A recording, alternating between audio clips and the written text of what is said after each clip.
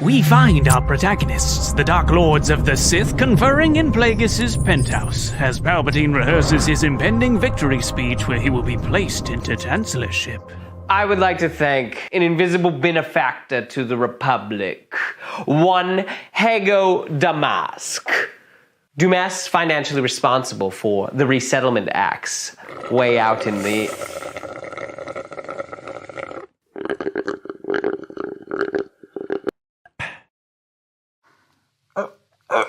I'm sorry. Yes, you flatter me, my apprentice. Do go on.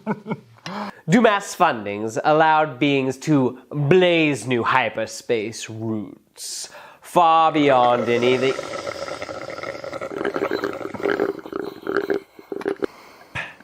The whole drinking through your nose thing is very distracting. Could you just not? Well, I'm sorry. I can't help that I almost died.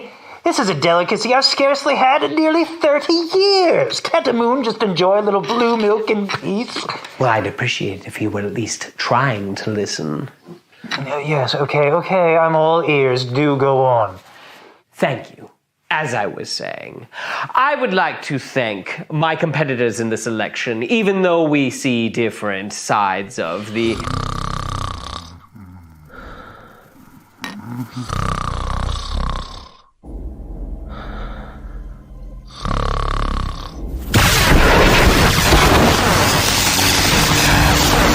He was killed in his sleep. Ironic. He could save others from death, but not himself.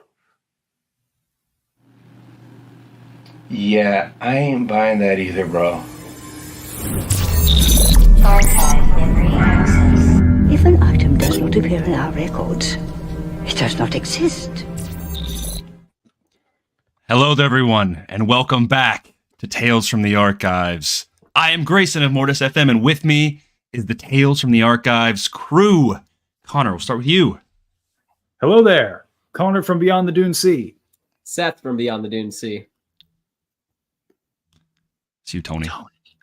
Oh, Tony from Star Wars Kid. Sorry, I missed the last one. I was stuck working. I'm here now, though, guys.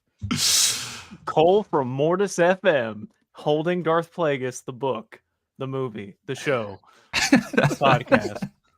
And Bobby Moynihan. No, hi, Will, Diamondfigs, Dark Side Secrets, and I'm Will from Tales of the Archives. How about that?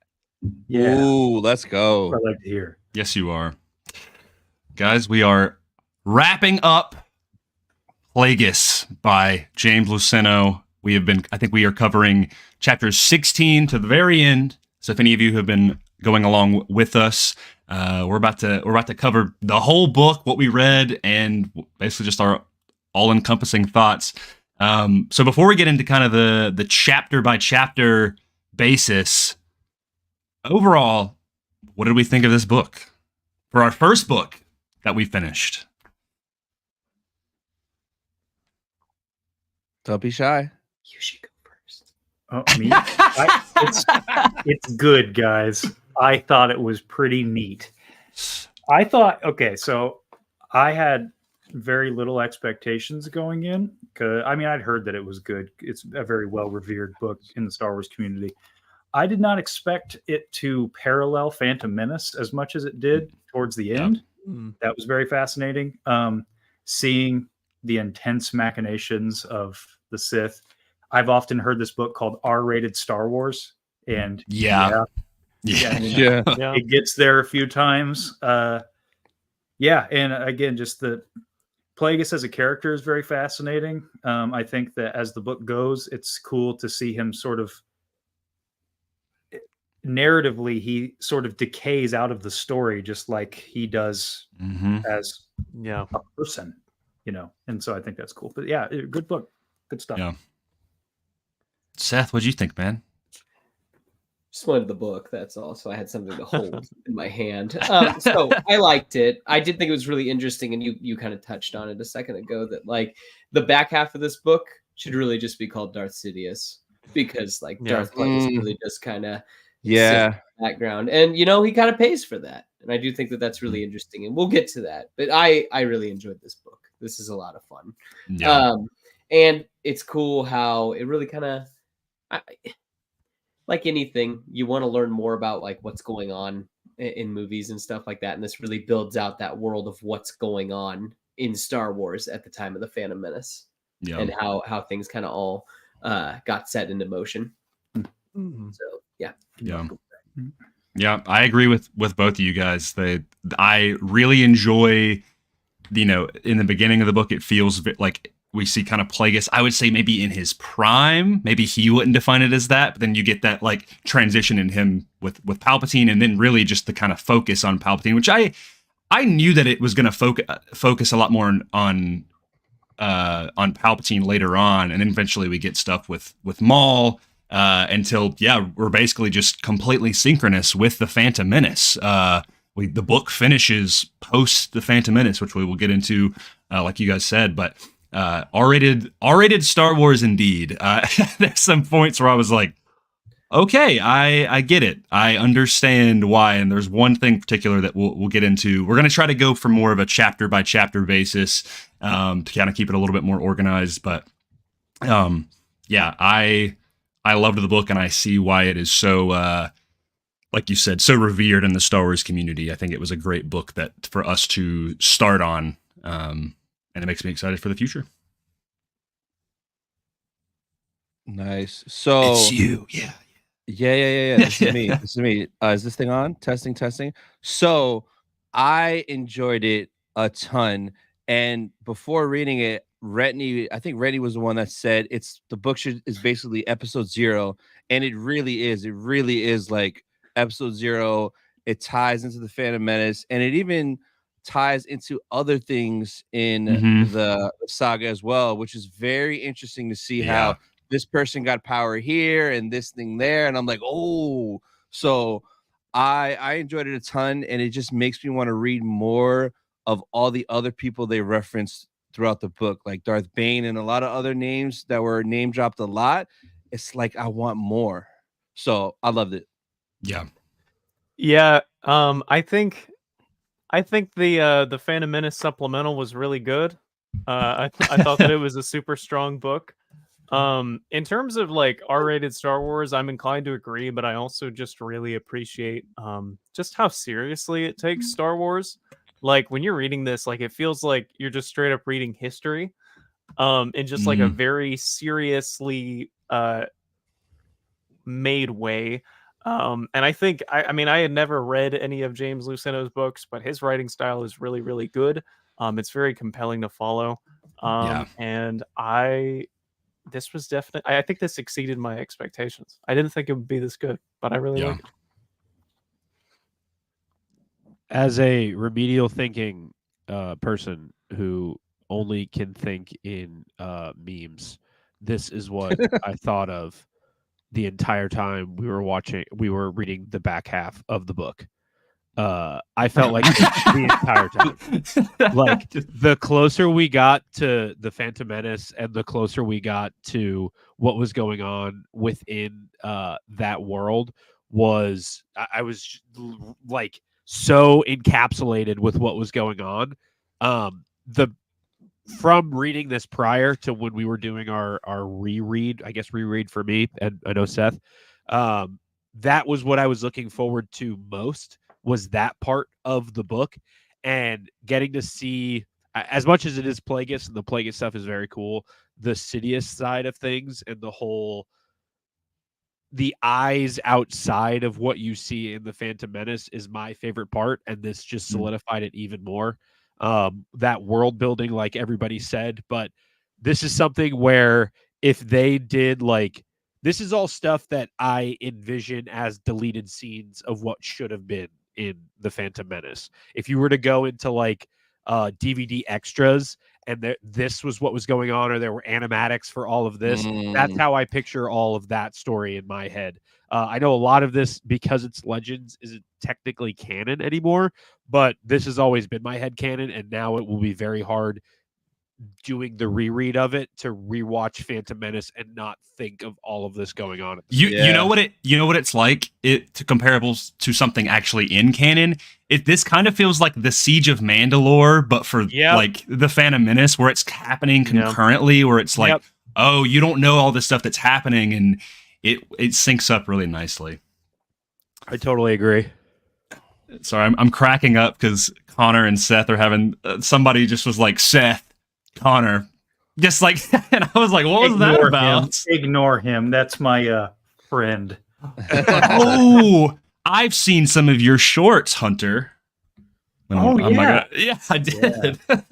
Oh, anyway, Hunter helps out behind the scenes on occasion. So, oh really? He's behind the Dune Sea. He's behind the Dune Sea. Hey, don't leak our that's something we're working on there, Will. Sorry, I didn't know. Bed Bath and Beyond the Dune Sea. Yes, dude. Perfect sponsorship. Yeah. Well, I'm gonna try to go through, and I'll be honest, I have not refined these notes, so bear with me if some of the chapters are a little longer for their summaries, and some are like literally a paragraph. So I'm gonna try to go through. Of course, we are naturally going to talk about things in other media and whatnot, but we're going to try to kind of stick to a more regimented chapter by chapter basis. So we're starting off with chapter 16. This is what I have for my chapter summary. Palpatine traverses through a windy feed, thinking of Vidar Kim's upcoming assassination. As he does so, he doubts his master and questions his motives. Was Palpatine expendable to him? Palpatine reaches Vidar Kim's office, finding him disheveled and frantic. Vidar Kim believes that King T'Palo and Ars Varuna orchestrated the death of his family as a form of threat. If you guys don't remember, Vidar Kim's family got killed. Kim goes plans to go to Coruscant to immediately share this information with the Jedi, and also for his son, who is also a Jedi, Ronhar Kim, to try to convince him to leave and to continue the Kim bloodline. Right after Palpatine meets with one of our kind of reoccurring ensemble characters, Sate Pestage, who I found out is one of those old guys from Return of the Jedi. Did you guys know that? I didn't know that. The old guys with the purple stuff? Yeah. But they plan on the assassination, and Palpatine gives Kim's itinerary. And then we kind of switch over to Plagueis, where he is discussing with the people of Camino about one of the Yanchori, which is a kind of a army he's trying to facilitate. And the Kaminoans agree to take on the task, but they need more funding. But Plagueis, being the homie, he's like, I got you. I got the hookup.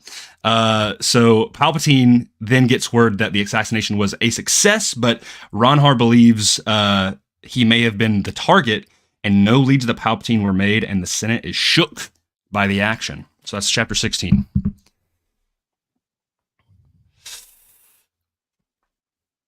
Oh, let me go to my notes.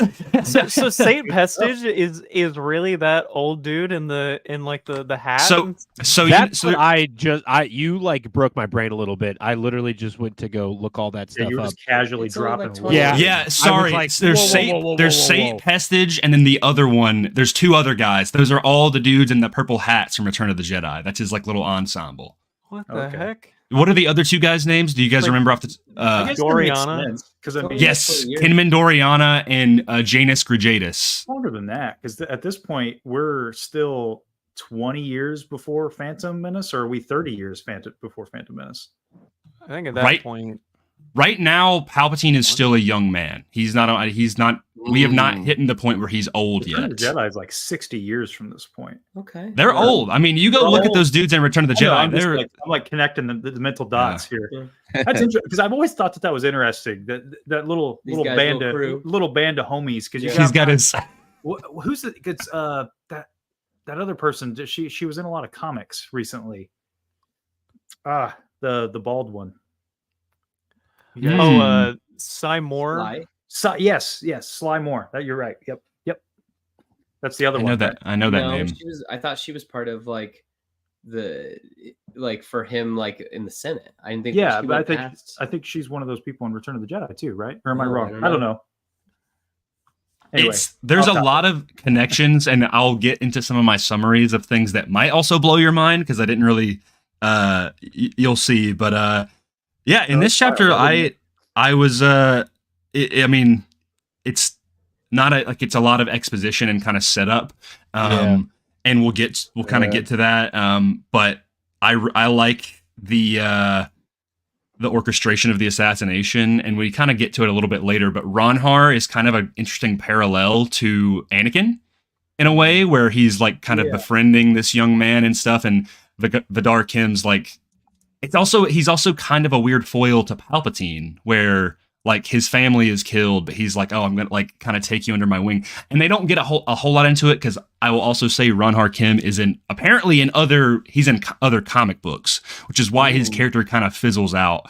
There's like, I mean, I could go and lay it on you guys if you want, but there's like this book connects to like 5 other Star Wars projects that is kind of nuts. One, we'll get to it, but this one, I think the Ronhar Kim, he is in one of the Clone Wars comic books from the early 2000s. Really?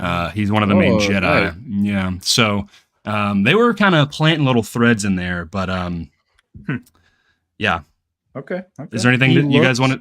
His character design looks like the way Obi-Wan was going to look in early concept art from Ralph McQuarrie for Phantom Menace. Like interesting. The man bun with the sideburns and the long hair, kind of like what they did with Qui-Gon, but he's in like the black leather for like there's stuff of him on Naboo and running around the Gungans. It almost looks exactly like the way Obi-Wan did in all of that. That's actually very interesting. Is that the... Oh, wait, Ralph McQuarrie. Are you talking about the stuff from the prequels or the original Or trilogy? not McQuarrie. What's his name? Doug Chang? Doug Chang. Is it the one where he's got like is that the Qui-Gon?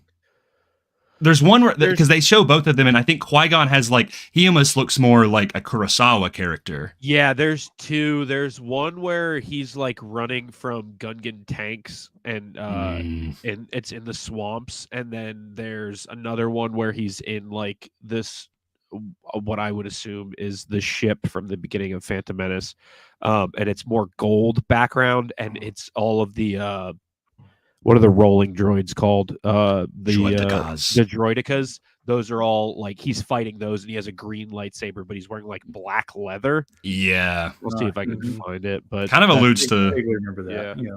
Interesting. Yeah. Yeah. I mean, I don't have a whole lot to specifically talk about. This chapter. I think this chapter just does it's like keep it going. Then. But other than that, we're kind of like. My only note is that I think it does a great job of setting up, or just kind of showing us how great Palpatine it is at pushing people in certain directions and like playing both sides. And he's also, I think Plagueis even mentions with Sate Pestage, he's like, Plagueis tells him, like, you know, you'd be wise to kind of keep this guy in your circle, you know, which alludes to what happens, because I guess he does, because he's all the way in Return of the Jedi. So.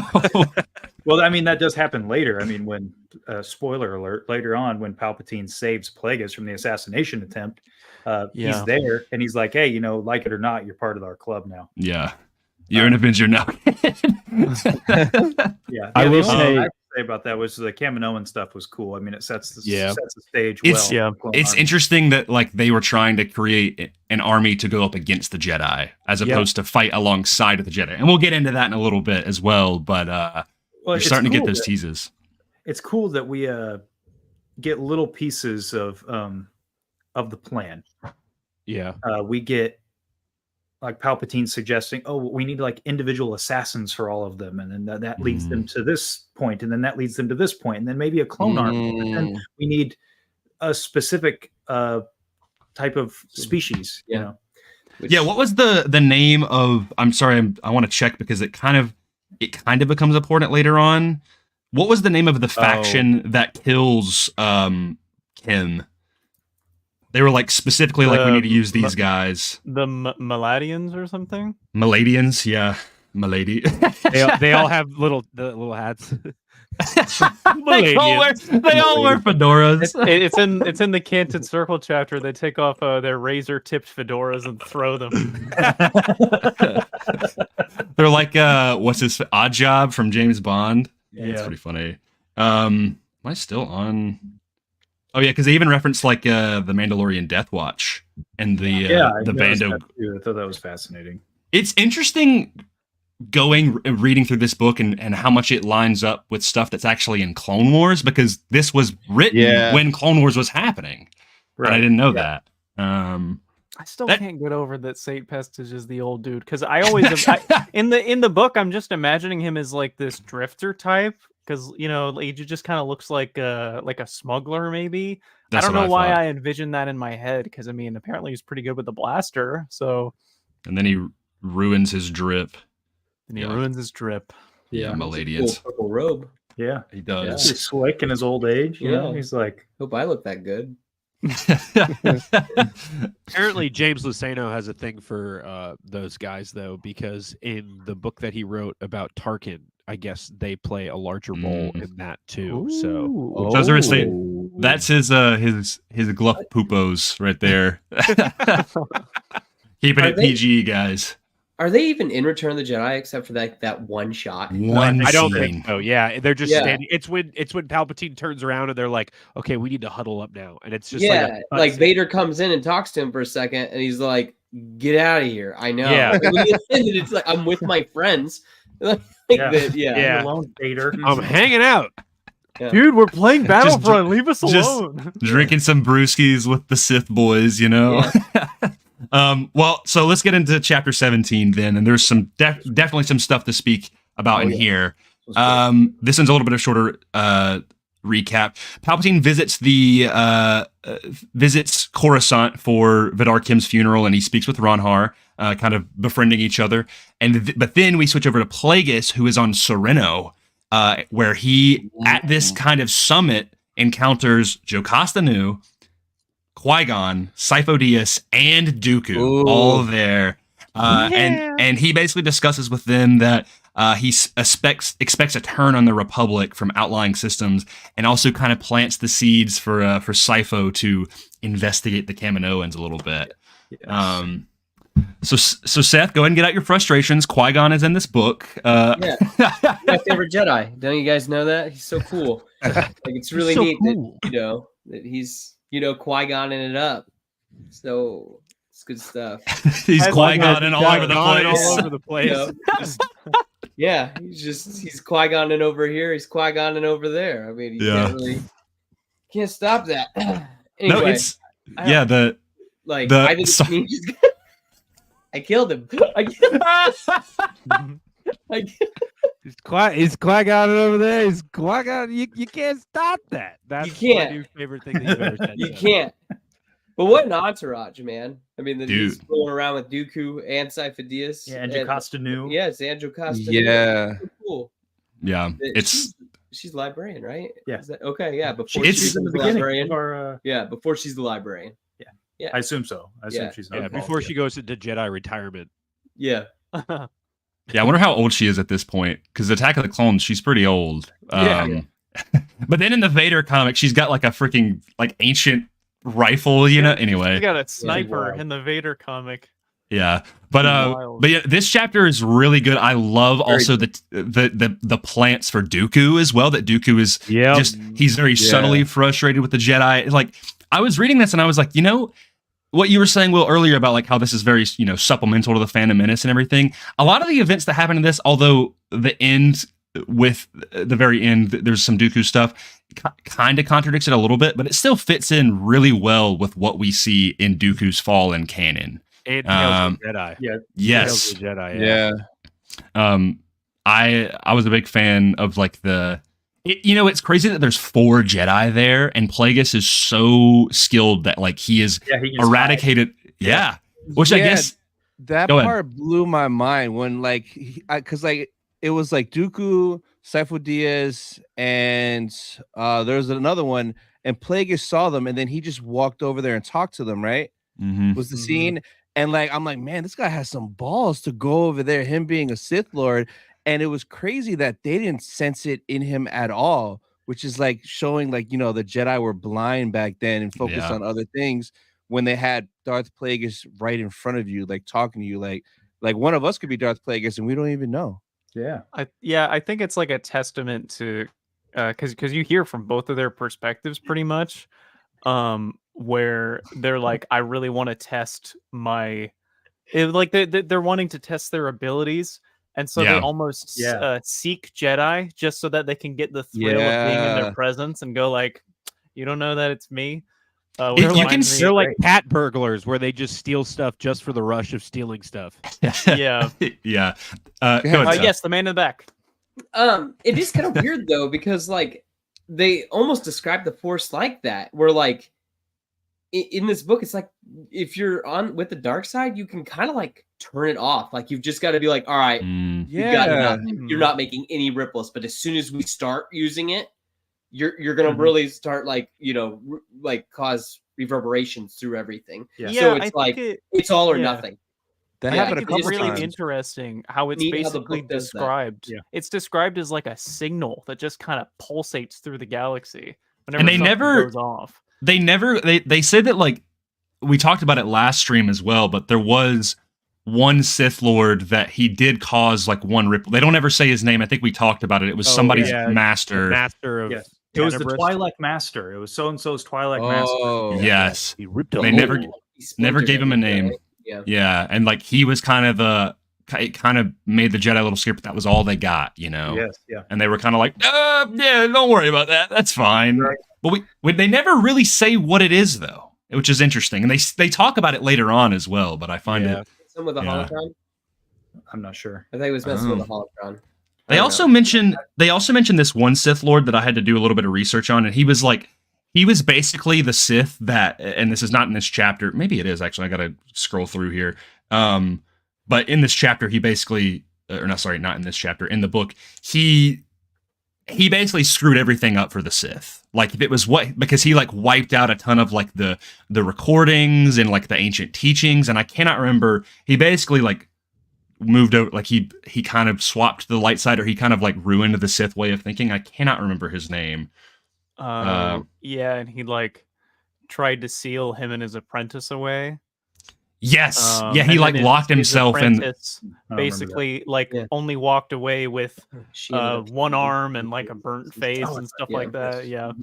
That was cool. I also like how at the end of this chapter, Plagueis is about to reveal to Sifo-Dyas about just the name of Kamino. But then Force intervenes. It's like it's described as like the Force reaches up and kind of grabs him by the throat to get him to stop, so that Jocasta Nu, who doesn't know what Kamino is in Attack of the Clones, doesn't hear that. So again, it gives like credence to that theory that it's basically like, it's just the will of the Force making this stuff happen. There are so many points from like this chapter on towards the end of the book where Plagueis, specifically Plagueis, will just chalk stuff up to the will of the Force in like almost kind of an annoying way of like the Force is tampering with us, or this must be because of the Force balancing stuff out.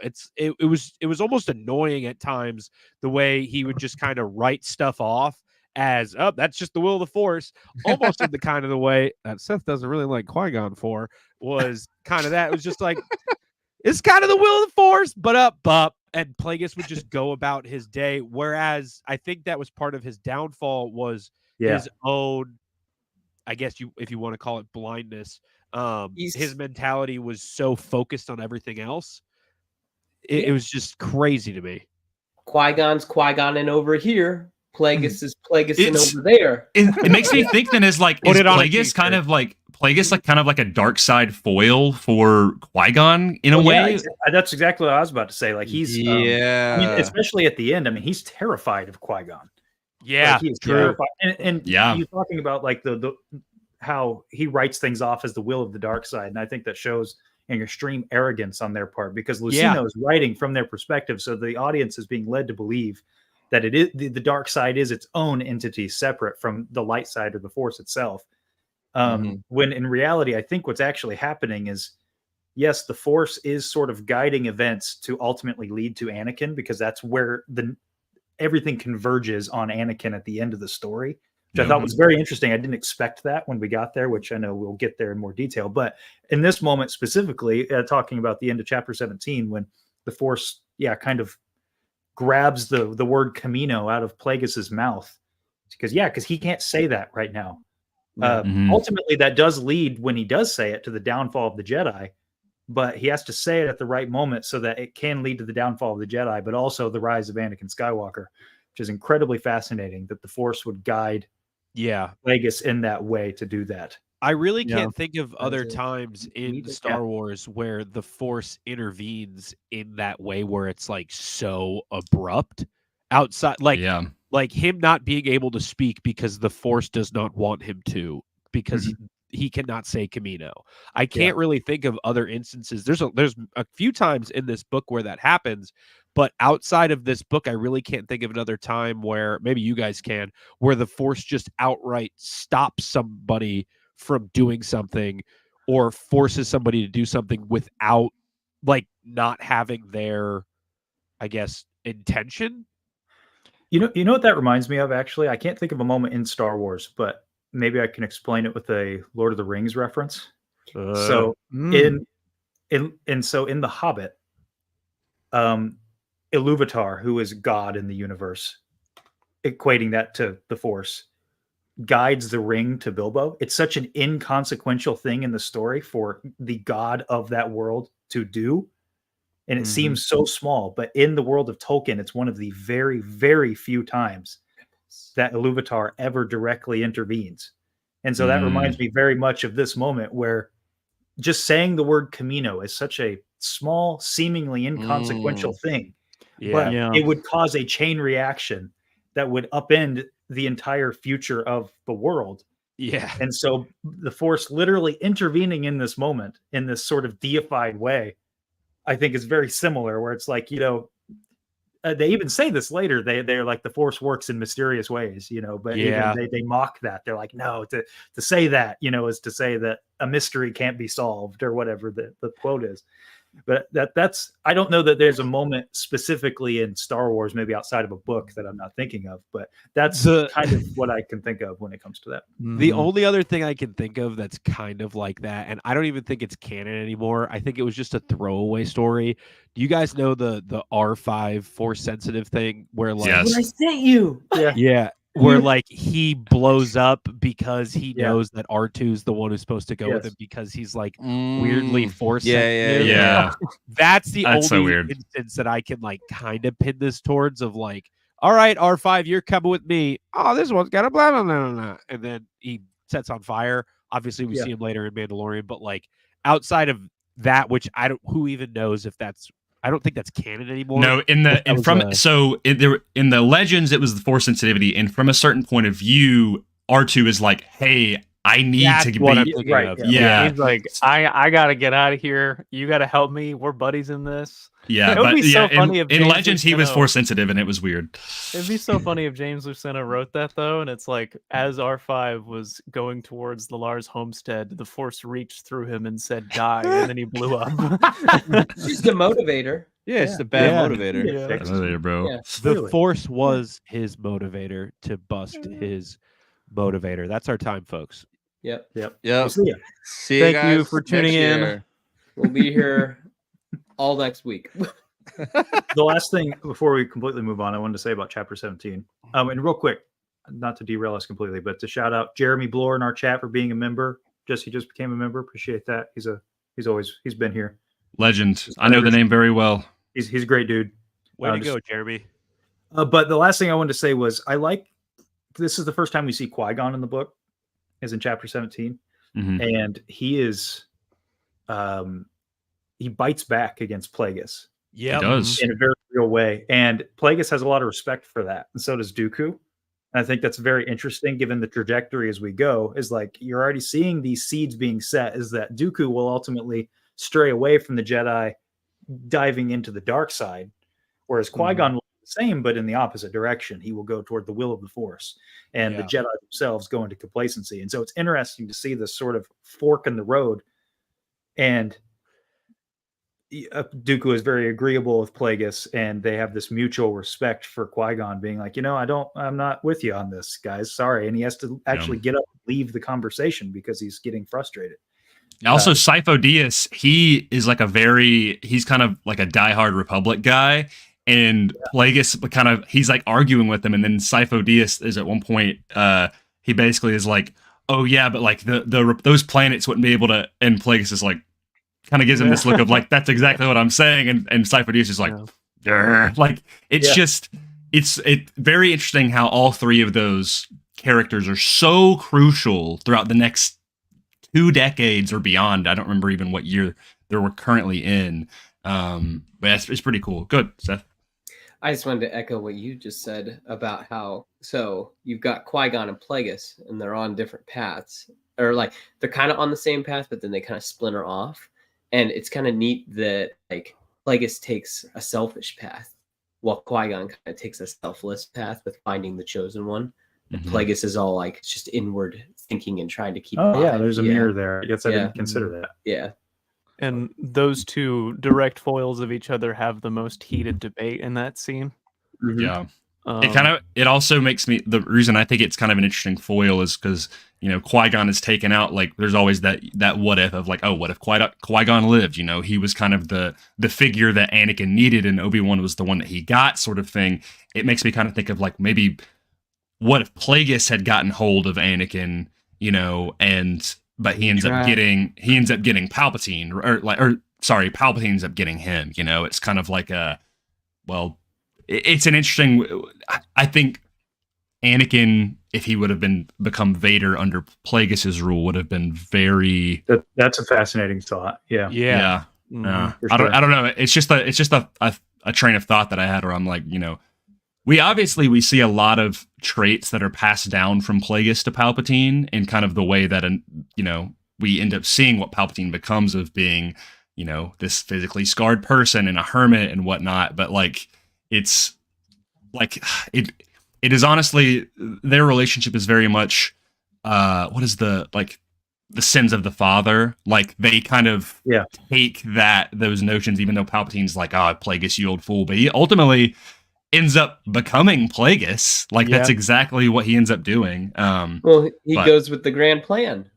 I mean, yeah, he's following that. Do you think Anakin would have killed Plagueis? Yeah. You think so? Again? Do you think Anakin would have killed Plagueis? Like if Plagueis trained him? Do you think that? I don't know, because even Palpatine describes Anakin as like a guileless boy. He said, so like he's he at that time, like he's pretty innocent, passionate, but innocent. Palpatine seemed to never really be that way. So I think if potentially Plagueis had raised Anakin like that, Anakin might have seen it as more of a partnership kind of thing. But I really don't know. It's a great question. Yeah. Just would have been interesting, because don't you think that Plagueis would have been like, oh, your mom? Well, let's go get her. Yeah. Let's figure this out. She can come hang out. I mean, Plagueis still has a lot more practical approach about the dark side. It feels less sinister, even though they do evil things. That's where it also again feels the inverse, the Qui-Gon, where Qui-Gon's a little bit more fast and loose with the light side and the Jedi, and Plagueis is kind of that way with the Sith as well. Yeah. Well, I think that Palpatine is just evil. Like he's just evil, whereas Plagueis is open to all of his emotions, and there's several moments in the book where I think it's really fascinating, where he shows like actually some compassion for like Palpatine, and he also for the Hunter's Moon for Sojourn, he's kind of sad when that blows up. He's like, that sucks. I like this place.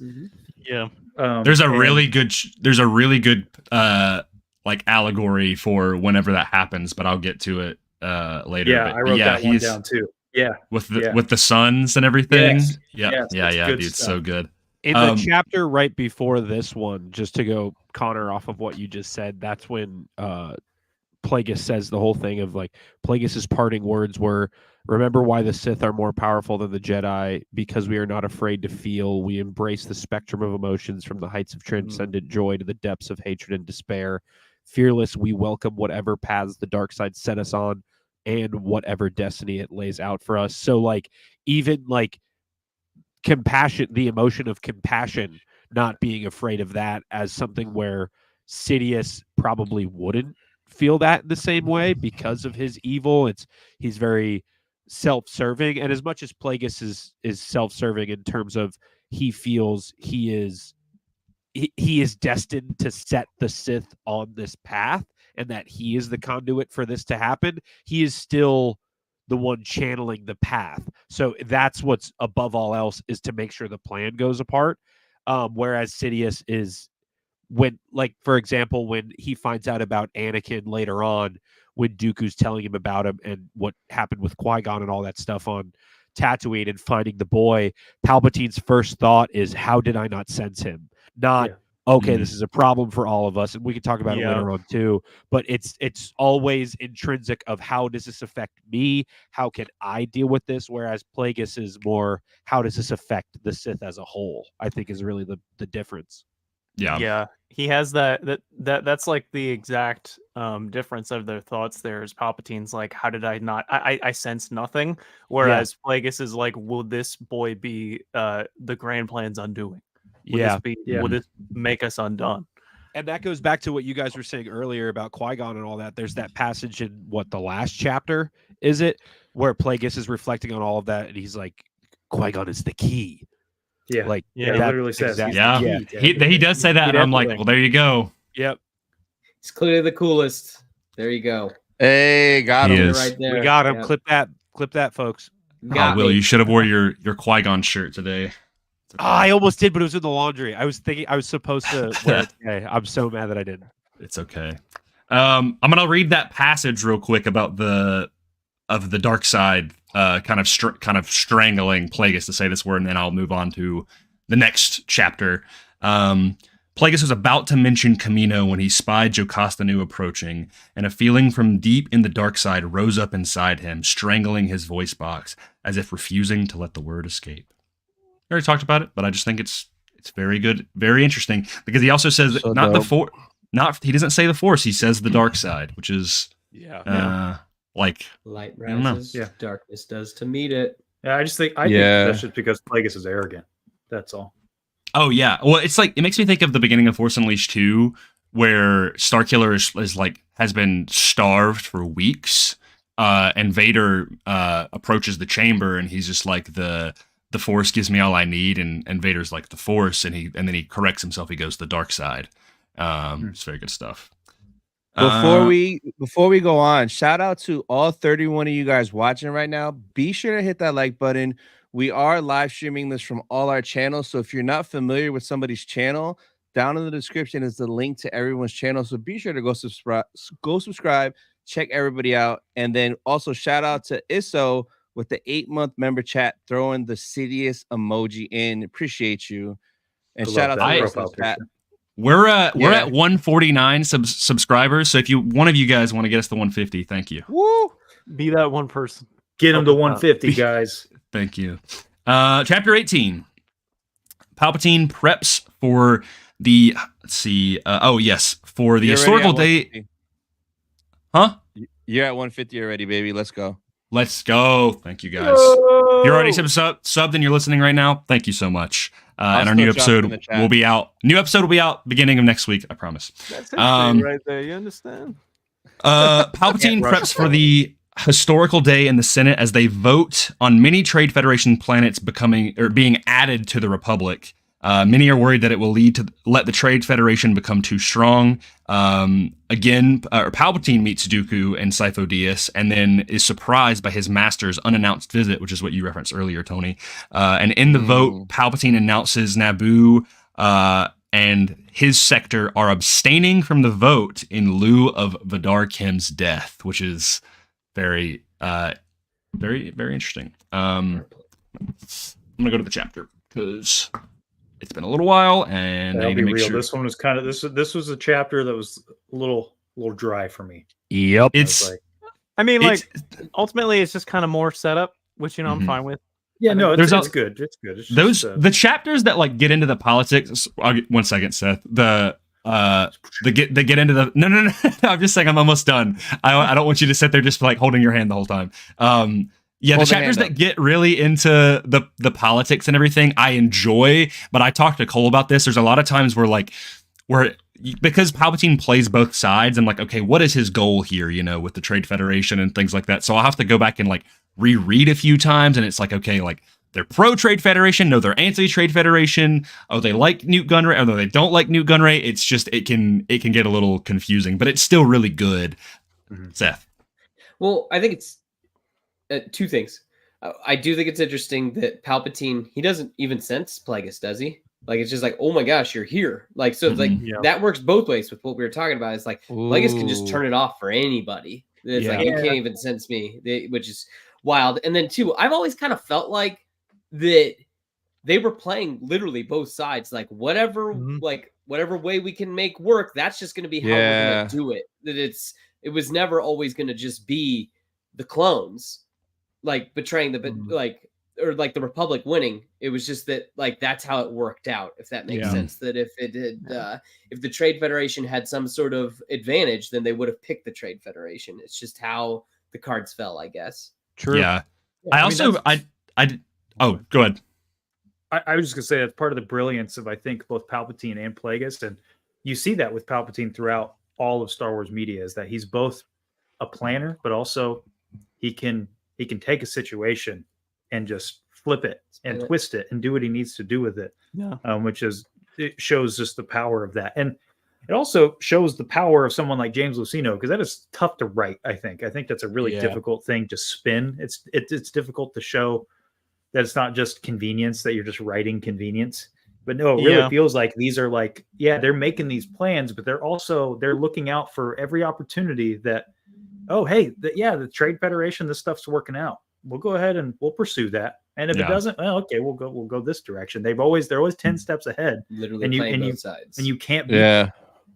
Connor, I think you said it on one of the earlier streams about Thrawn, like using that as an example in the comics of like him just being somebody who was thrust upon Palpatine, like, I can use him, kind of like that sort of deal of like just using what's presented in almost the same way that like we're just going to keep bringing him up, like the whole Qui-Gon thing of like the Force will present itself to you, like that sort of deal of kind of the opposite from somebody who I guess is on the light side of the Force, but just waiting for that to happen to you rather than continuously trying to plan your track out, which is the biggest thing I think for Plagueis' downfall that we see later on. Is his planning is just obvious.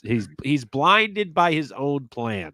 Well, they're opportunists, you know. Even Palpatine showing up when Hago got to Theed, he sees Palpatine. He's like, all right, we'll go with this. I'll do this, you know.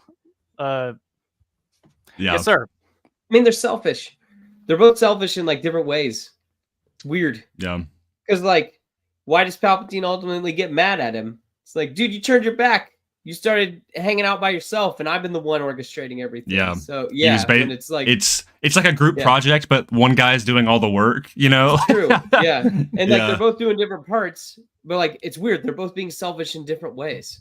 That it's like a funny way of putting it. Crazy. I mean, it shows the folly of the Sith in general. Yes. Is like, I mean, like they're all like it's all about me. That's it. Yeah. Yeah. Like, Plagueis almost nails it down, but like we talked about this on our last stream. Like Plagueis' plan only works if another Plagueis exists.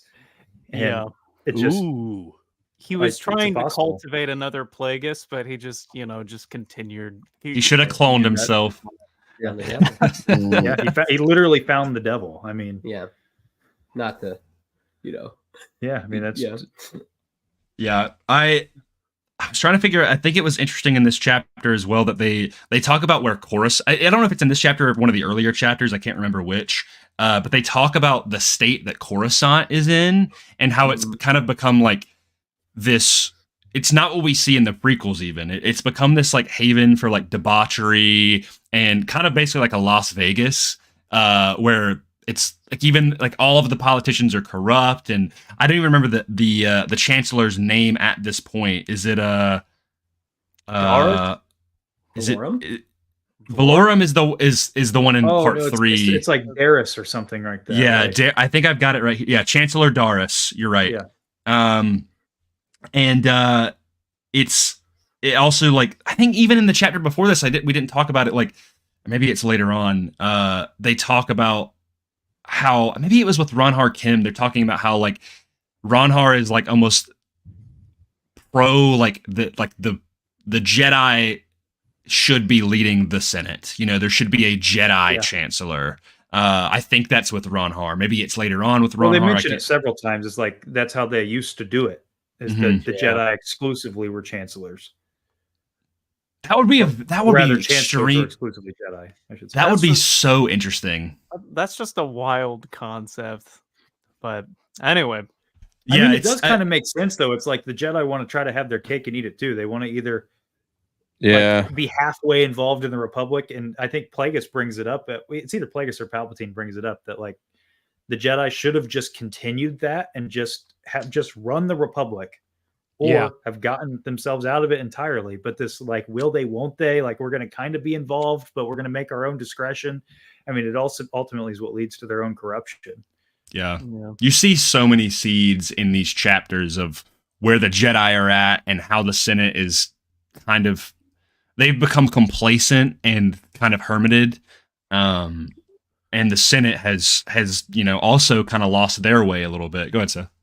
Well, I mean, it just shows how the Sith were able to overthrow them. It's as you said, they've gotten lazy, they've gotten complacent. Yeah, and it's just like, oh, okay, well, this is the time to strike is now. So the time is now. This is a little off topic. How, Grayson, maybe you know, what year does the Living Force take place? The book that's it's like literally like a year before the Phantom Menace. Because what I was thinking of was when they were all together. It's like Mace and Jocasta Nu and all of that stuff. Like rereading that of like how many Jedi were together. That's what I was thinking of, was like that's kind of the same way it'll be for the Living Force, where it's all of those Jedi together at the same time. And if it's around this time as well, I wonder if how much that will play into what we read here. During those times, you know what I mean?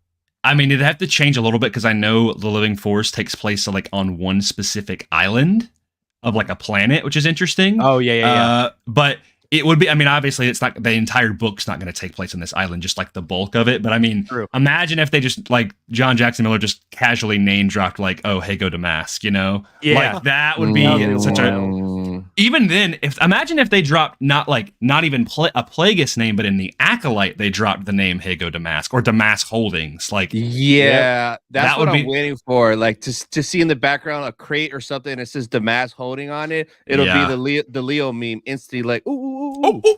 Yeah. That would be enough for me to be like, oh, like, you know, it doesn't mean that like obviously the entire Plagueis book is canon, but like, hey, we're still acknowledging that this is a crucial part of it's there, right? And there's enough here that like I'm like, with literally some very minor rewrites, this book could be canon. Like there's really not much holding it back. And so in my head, I'm like, yeah, like obviously there's probably some things that contradict it, but like Sam Witwer says, like it's okay if stories are different. So until something drastically changes and Plagueis is a completely different species or whatever, like, and Damask Holdings doesn't exist, like I'm taking this as it is right now until it changes. Same way you guys view like Gindy's, like where it's like it still sort of kind of fits in there with Clone Wars, even though it kind of doesn't. It's Grievous's cough will always be from Mace Windu doing that. Like there's never, unless something else happens and it changes, that's always what it's going to be in my head. That Ventress fight is still cemented where I'm like, yeah, it happened. Unless what were you gonna say, Connor?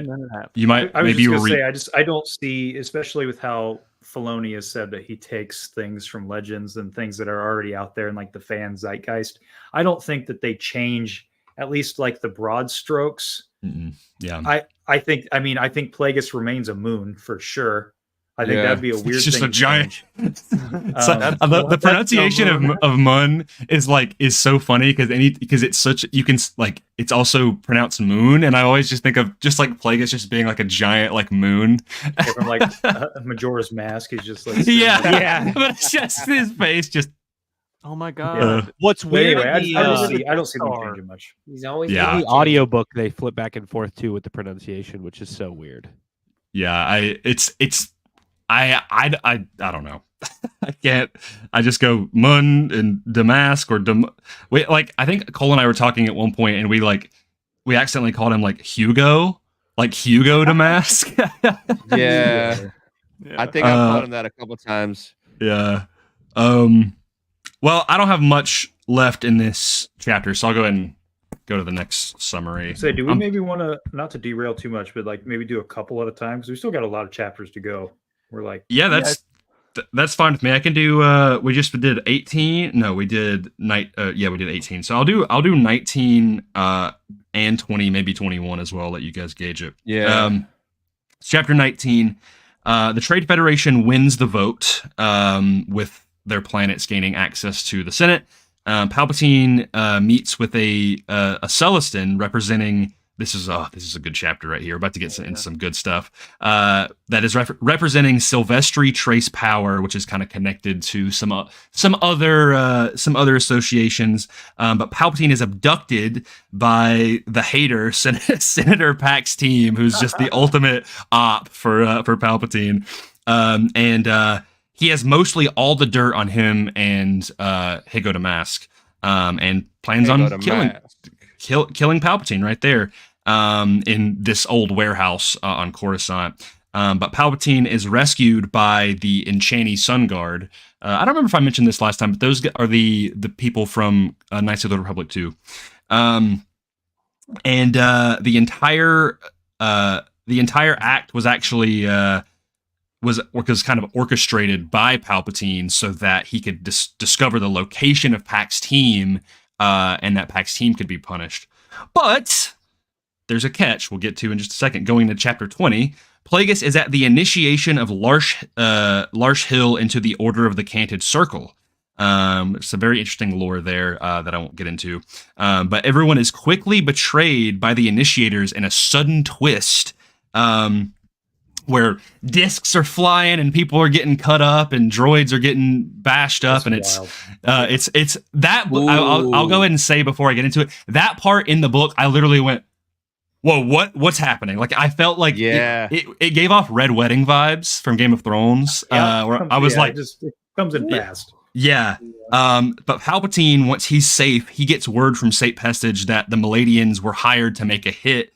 And Palpatine reaches out in the Force and senses what's happened, that this was actually, that they had been double-crossed by, not double-crossed, but they had been outplayed by the Grand Protectorate. So Plagueis fends off for himself, nearly brought to his last breath when Palpatine and Sate rescue him. We'll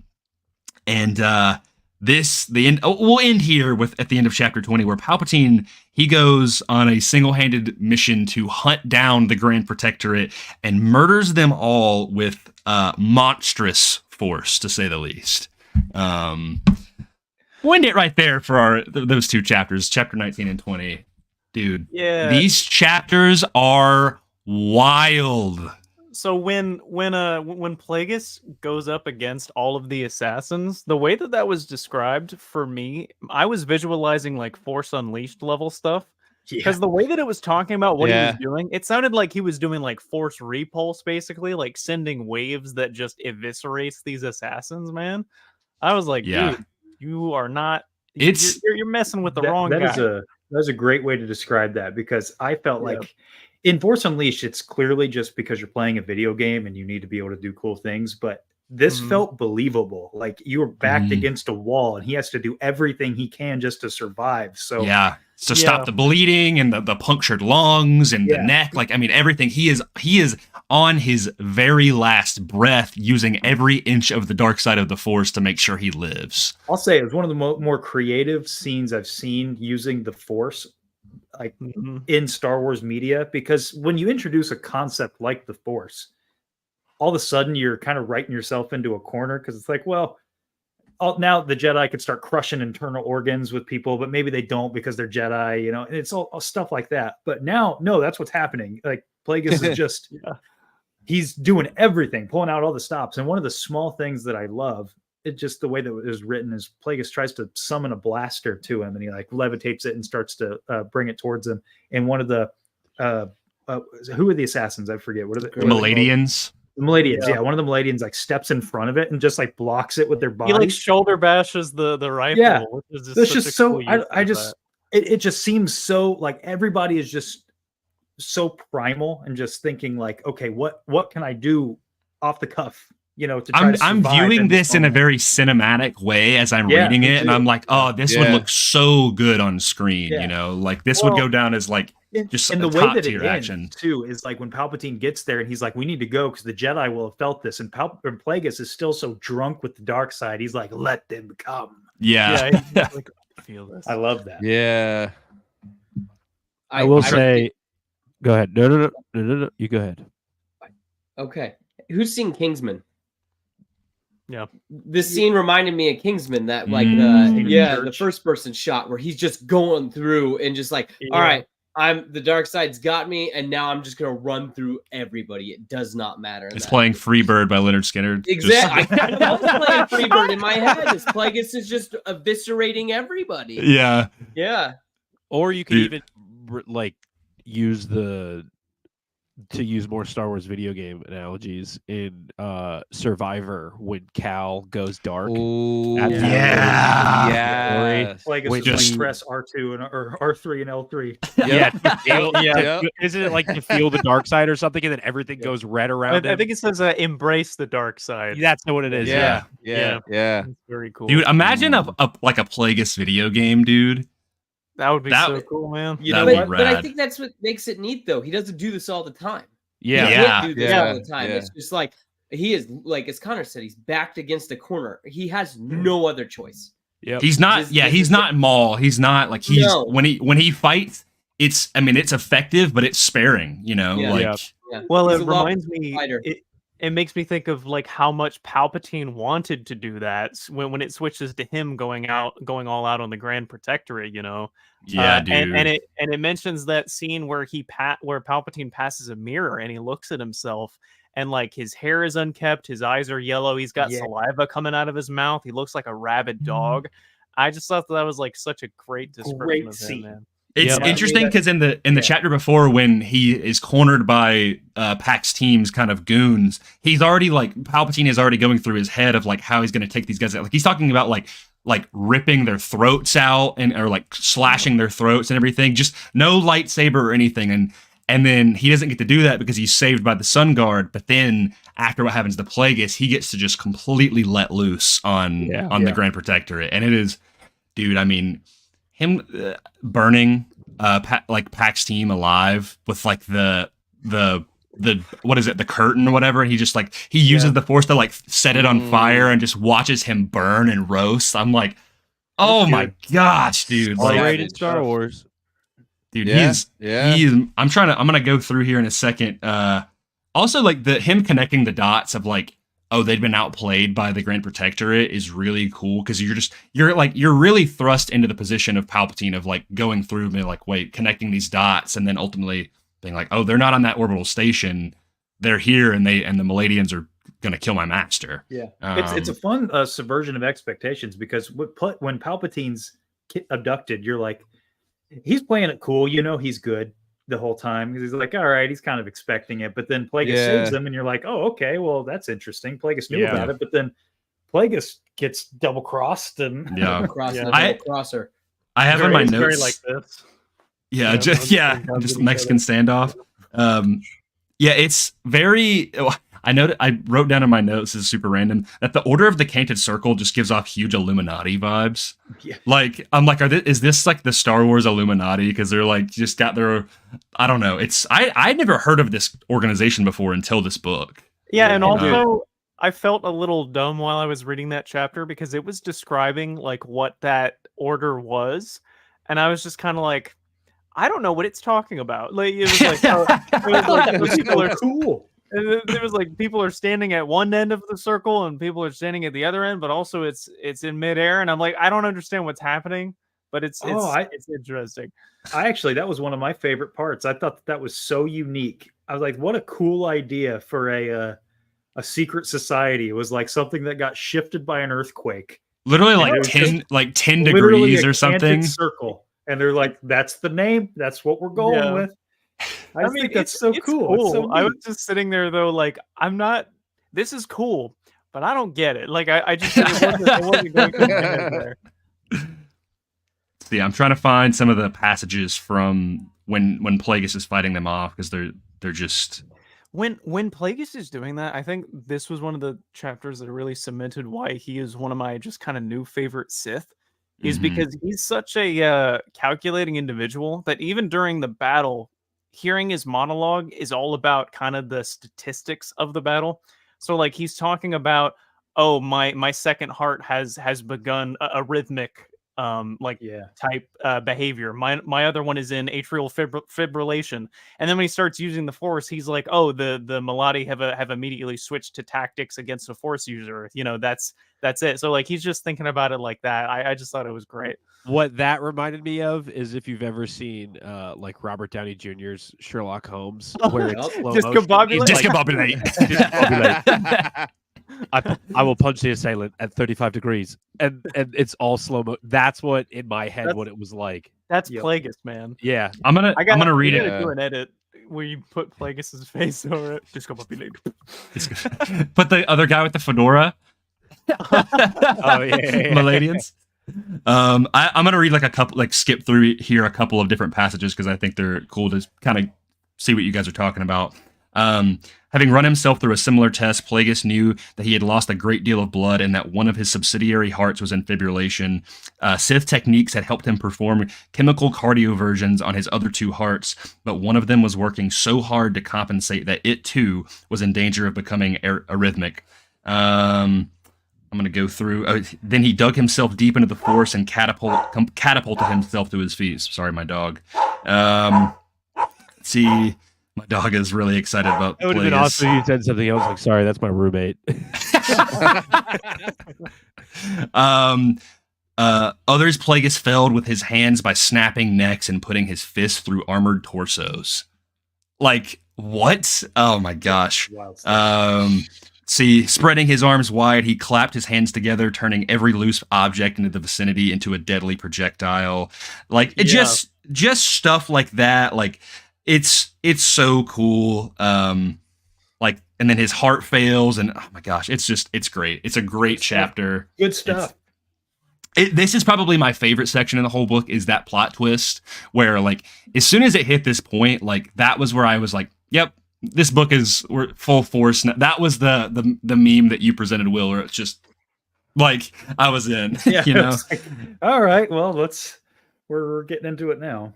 I also Palpatine, the visual of him like being on the building and then like using the Force to like jump down, go into the vents, and then make his way through and just clear out level by level by level while they're completely off their guard is just super Batman of him. Yeah. Very Batman, very hallway scene from like Daredevil and stuff, but just That's so weird. I pictured anime for some reason. Like, and I don't watch anime, but I pictured like, you know, when like a character with a trench coat will jump and you see like I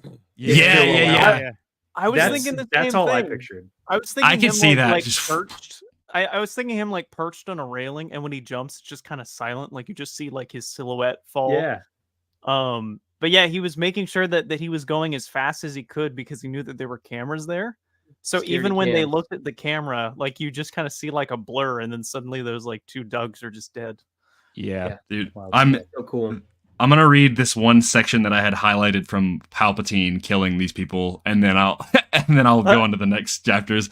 I've got snarling like a beast, he whirled through a circle, ridding 3 guards of their heads and cutting a 4th in half at the waist. The blade impaled a guard who had flattened himself to the floor in abject terror, then went straight into the shrieking mouth of the last of them. Just like it's like this is horror level slasher stuff right here. Yeah, You're like, It reminds me of when he does that Sith screech and he does like the 640 turn. Yep, and then he lands and he just starts going into people. That it's like that's just like when he goes like lets the dark side take him. That's what he does. Yeah, it's just boom, just barreling at you like a torpedo. Yeah, it says Pax Team, it says from the head of the table, Pax Team gawked at him as if he might be a creature escaped from his most horrifying nightmare.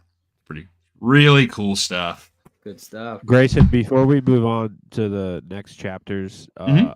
I do think it's fun in 21 how Plagueis or Palpatine starts to realize Plagueis's cloning plans.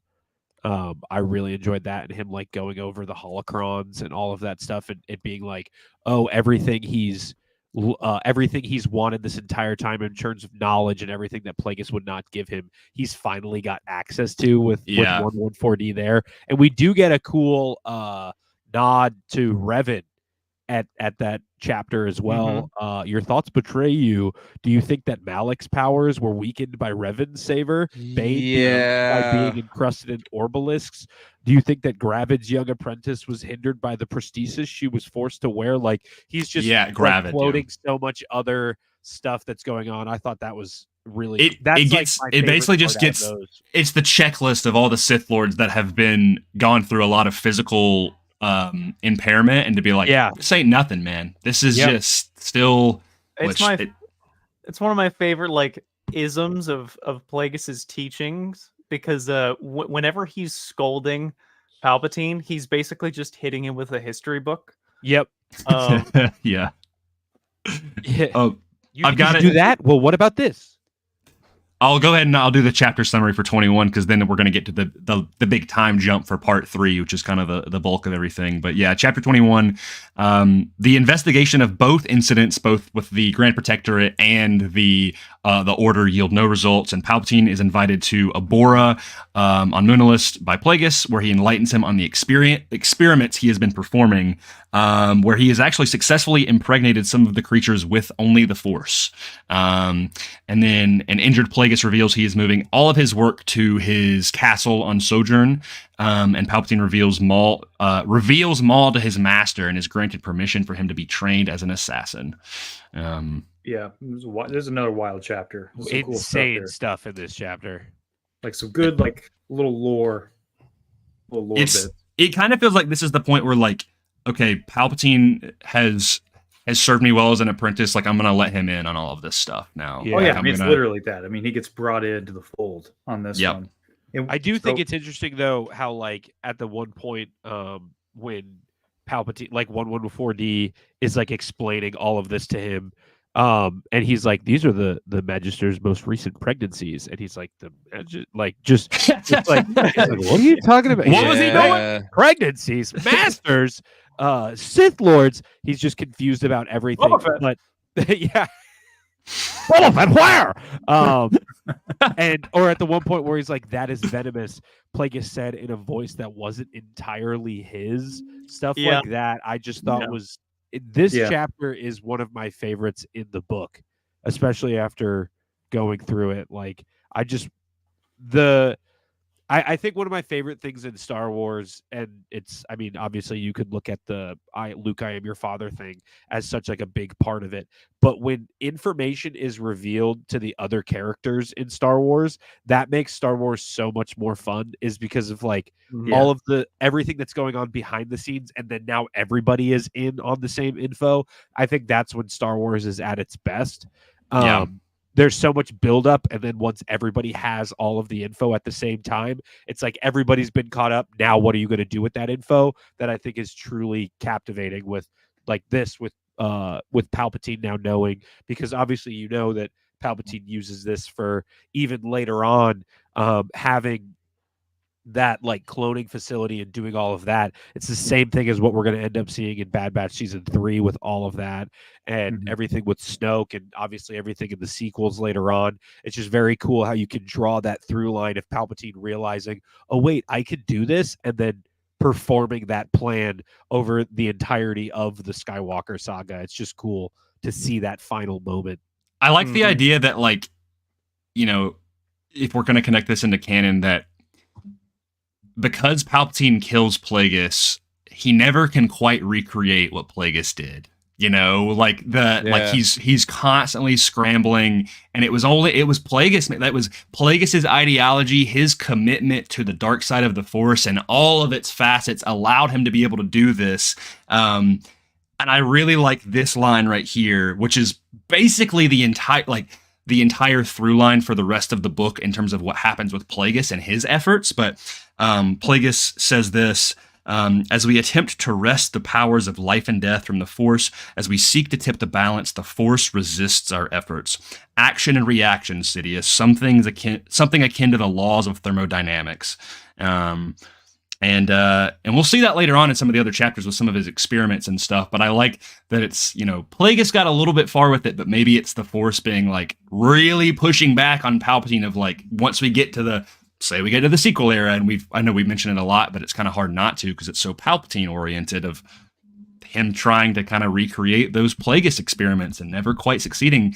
And whether it's maybe to his own power or because of the Force pushing back, Well, I think that's one of the ultimate problems of the Sith is like, when do you betray your master? Because if you do it too early, all of the knowledge have not been imparted onto you. And that's it. Then that's all lost. If you wait too long, your chance. You know what? Away. This chapter, while you were talking, Will, it made me think that this is almost like if Palpatine was a Jedi, this is like the Sith equivalent of him getting knighted to knighthood. Of like he was a Padawan before this, and now it's like, all right, you're my knight now, And then obviously when he kills Plagueis, that's when he's like, I'm a master now. It's just Plagueis is just like, behold my stuff. Like he's just showing him all the and he's like, oh, and this is my buddy Venomous, and he just like knocks on the back to Tank, and Venomous is like, it's been, dude. I honestly got to a point where I was feeling really bad for Venomous. Like he was in that tank being essentially tortured for like basically 50 years. Yeah. That's a lot. Hey, it happens, rough, bro. So Sith happens, man. Yeah. There it is. Go ahead, Connor or Seth. You can go first. No, you go ahead. Okay. Like what they're doing to Venomous, though, like they're killing him and bringing him back, right? We're That's to that later. point. That's later. Never mind then. Yeah. We'll get to it later, but Sorry, my bad. My bad. Goodness. Sorry, I'll shut up. That part was really cool, though. Not gonna lie. Like, what? Yeah. Gets into more necromancy stuff. This part I thought was. I'm going to read this passage and then talk about like this is one of my favorite aspects of the book. So this is when Sidious like sees Plagueis for the first time after he started the healing process. He's got the breathing apparatus. He like limps. How you looked at the beginning. Yeah. Something like that. Yeah. Exactly. Exactly like that, guys. And he says, my mind's eye, but I see you. He says, your thoughts betray you, Plagueis said. Do you think that Malek's powers were weakened by Revan's lightsaber, Bane by being encrusted in orbalisks? Do you think Gravid's young apprentice was hindered by the prosthesis she was forced to wear after fighting him? No, Master. Soon I will be stronger than you can possibly imagine. Plagueis forced himself to swallow, then said, come, we have much to discuss. And there's two aspects to this. The first, I like the thought that the cybernetics don't weaken you, which is something that ultimately, it's a through line to Vader, right? Like he's not weakened by that either. But Palpatine does look less upon Vader for being a cyborg, essentially. But it is but a flesh wound. The line I like better than that, though, is soon I will be stronger than you can possibly imagine, because obviously this is exactly the mirror to Ben's line, but they come in exactly opposite contexts. Correct. Like well, even like your thoughts betray you is a parallel to what Luke. Yeah, exactly. I know. And it's so cool because Obi-Wan says the line when he's about to be cut down and become one with the Force. He's about to leave the mortal coil and become one with the Force because he's not tied to the mortal plane. It's not about that for the Jedi. It's about selflessness. But Plagueis is talking about like, no, I'm working on controlling life itself, and that will make me more powerful than you can possibly imagine. And like, it's this line, this like one central line right here that shows the absolute dichotomy between the Sith and the Jedi that I think is so well illustrated. And Revenge of the Sith does this really well too. Like Palpatine says like to Anakin when he's about to execute Dooku, like he's too dangerous to be left alive. And then Mace says the same thing. And it shows how they're two sides of the same coin, and it's like, so I loved it. I love that line. It's probably one of my favorite moments from the book. Somebody say the thing.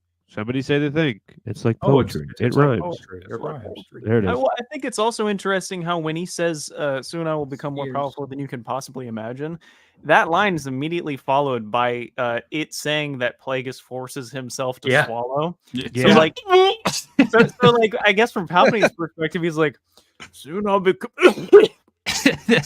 Well, that's I'm a gonna great be so point, Cole. Is powerful. that Yeah. it's a great point. It's like he's saying that line while trying to force himself to remain alive. Yeah. Like it's like his body is even rejecting the statement, concept of it. which Yeah. again goes to the arrogance we were talking about earlier about the dark side. About he's always talking about how it's the dark side willed this. It's like, well, no, the force is a little bigger than you, buddy. It's doing more than just things that you want it to do, Well, which is going- ultimately the plight of the Sith is to control the force. Right, I just and think going it's very right off of fascinating. your point of Plagueis and Obi-Wan is that, when Plagueis is saying that it is in resistance to death, but when Obi-Wan says it is in acceptance. Acceptance. Yes, you just said in Um, like 5 words what I took me 2 minutes to say. But yeah, exactly. Selfishness, selflessness. Yeah. Cole is the ultimate mic dropper, bro. Like it's I always know I break so many. Dude, that's my entire existence. I'll spend like a half hour saying something, but then somebody will immediately I'm like, that was way more eloquent than what I would have said. But yeah, that's exactly it. It's okay. We got to. That's the whole point. We're breaking it down together. Yeah, I've got a couple lines here. There's one though that I'm gonna say that I loved the wording of this. I just thought it was, again, it's just Plagueis dropping bars as he does. Where he says, "For now, Sidious. For now, Sidious, know that you are the blade we will drive through the heart of the Senate, the Republic, and the Jedi Order, and I, your guide to reshaping the galaxy. Together, we are the newborn stars that complete the Sith constellation." That's such a cool line. So good, dude. So good. James Luceno, you're cooking, bro. So here's another one that's really good. Is again Plagueis talking to Palpatine. Because the Jedi have lost the allegiance to the Force. Yes, their ability to draw from the Force continues, but their ability to use the Force has diminished.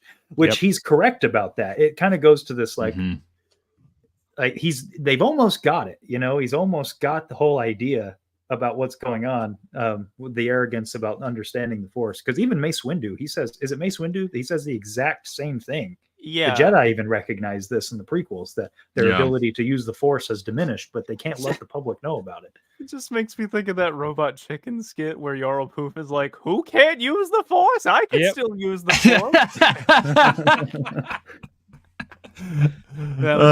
Oh man, I forgot. I was supposed to rewatch a lot of that stuff, but I read this instead, and I was like, the other day I was gonna rewatch a ton of the Robot Chicken stuff.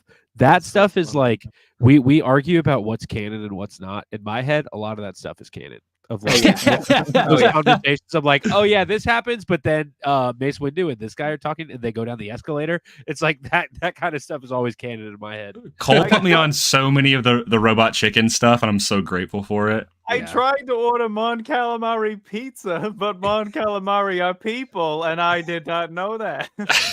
And you know what's so funny about you saying that? A little tidbit, guys, for the intro skit. In the past week, I was talking to both Cole and Connor about incorporating myself into the skit, and unfortunately, it did not happen. I did not write it in time, but I thought of a joke that basically what was going to happen. This is here's behind the archives, I guess. Where it was going to smash cut. It was going to cut to black, and then it was going to fade into the opera. But instead of it being the opera, it was going to be me doing stand-up comedy. And I thought about doing like a thing of being like, and I told the waitress asked me, "What do you want the Mon Calamari?" And I said, "Aren't those people?" And that's what I wanted to say. But I also told Connor like, and I told the Gungan, "Why the long face?" Or I should have said Kiadi Mundi, but that would have been funny. Anyway, yeah, more inspiration, I guess, for maybe the next short. We'll see. I'm retiring from I was gonna say filmmaking. we guys. talked Sorry. about that. No! Is that happening? Is that now a thing? There's gonna be skits for everything. I think we should make it, and maybe the comments can say otherwise, but I think it should be at the end of every book, basically. Like we should make it the grand send off. Because also you guys are doing a lot of your stuff, bro. It's got to be Connor. Shave his head. There ain't no way. only Seth can be Quinlan Voth, bro. He's got the hair. I see. Oh yeah. He's got to go. He's got to Will go. got some hair Hey, too. Obi-Wan.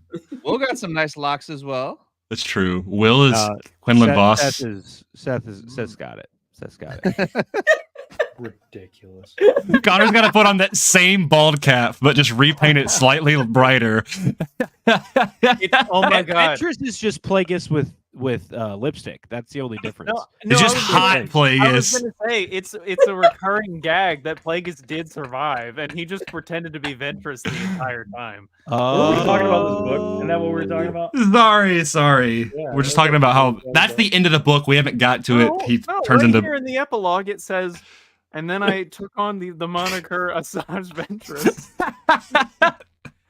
My apprentice was none the wiser. All right. Well, now we're gonna hop into part 3, which is the final act of the book. This is set in 34 to 32 BBY. It's called Mastery. Phantom Menace. I will say some of the freaking. Sorry. I'm sorry. All right. Chapter 22. Palpatine is in an emergency Senate meeting that's really boring, held by Finis Valorum, who's really boring. And the Outer Rim is going buck wild out there. And so Valorum pitches the idea of using a paramilitary force to deal with the pirates and other lawless attacks. But most desire a proper army to protect the Republic planets, even though that goes against some stupid legislate thing. Taxation on free trade zones is also brought up by Valorum, but Valorum's perception is dwindling in the eyes of the Senate, just as Plagueis and Palpatine planned, and he is failing as a chancellor. Palpatine holds a dinner party at his new apartment, which is this at the very end of this is really good, where he discusses allies, enemies, decision making, and the darkness encroaching on the Jedi and Republic with the Chancellor Valorum. It's really good stuff. At the very end of this, we'll get into it. I'm going to go ahead and mention chapter 23 as well.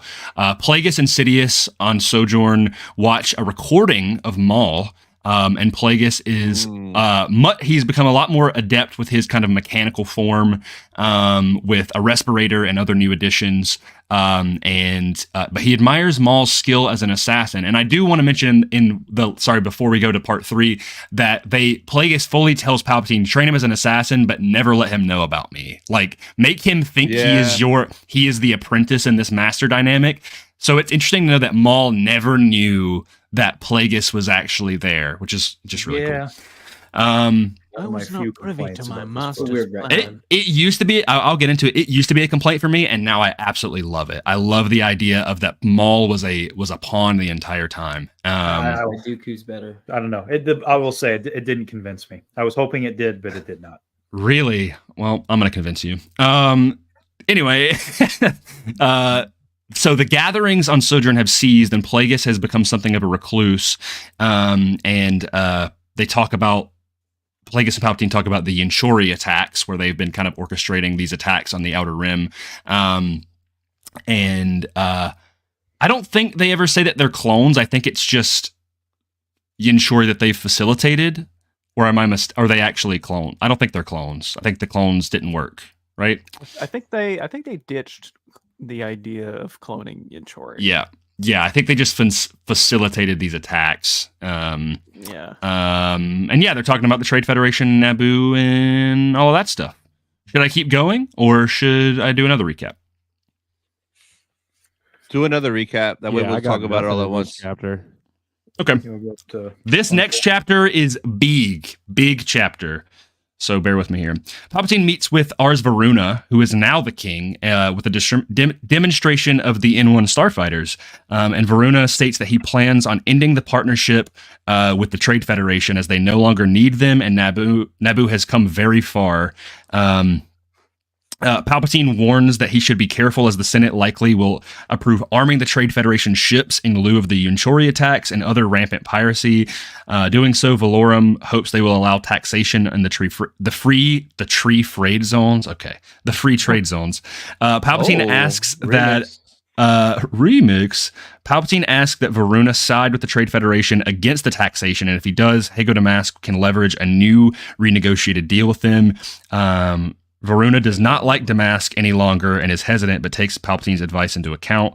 Plagueis on Sojourn repeats to himself that time is short, which is the section that Connor and I really loved. He reveals that 10 years ago, him and Palpatine made a breakthrough and were able to revive Venomous. Plagueis also begins to heal himself using the dark side. Growing much more drunk on power, he attempts to reach out in the Force to create a forceful being, but the creatures were plagued. His experiments were plagued with disease and all were killed. But he believes he's still on the cusp of his goals. And then Palpatine learns from Maul that the secret ambush with the Yunchori at the temple failed. And Palpatine contacts Newt Gunray as Darth Sidious. The first time he is making himself public as Darth Sidious to someone beyond just the master and apprentice relationship. And he arranges to be partners and assist the Viceroy into a promotion at the head of the Trade Federation. He tells Maul to become familiar with the planet Dorvala and to leverage Gunray. So yeah, a lot of stuff in those 3 chapters right there. Go ahead, Seth. Yeah.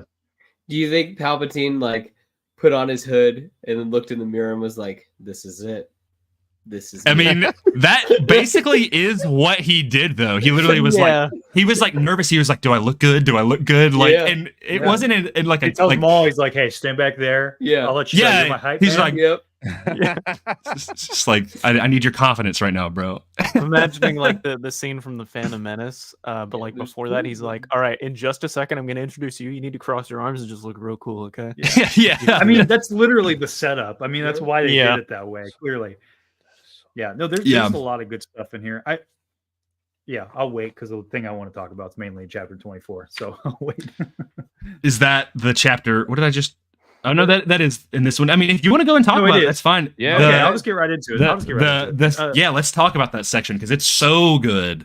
So there's when they tried to reach out into the Force and create something new, but then they thought that they failed.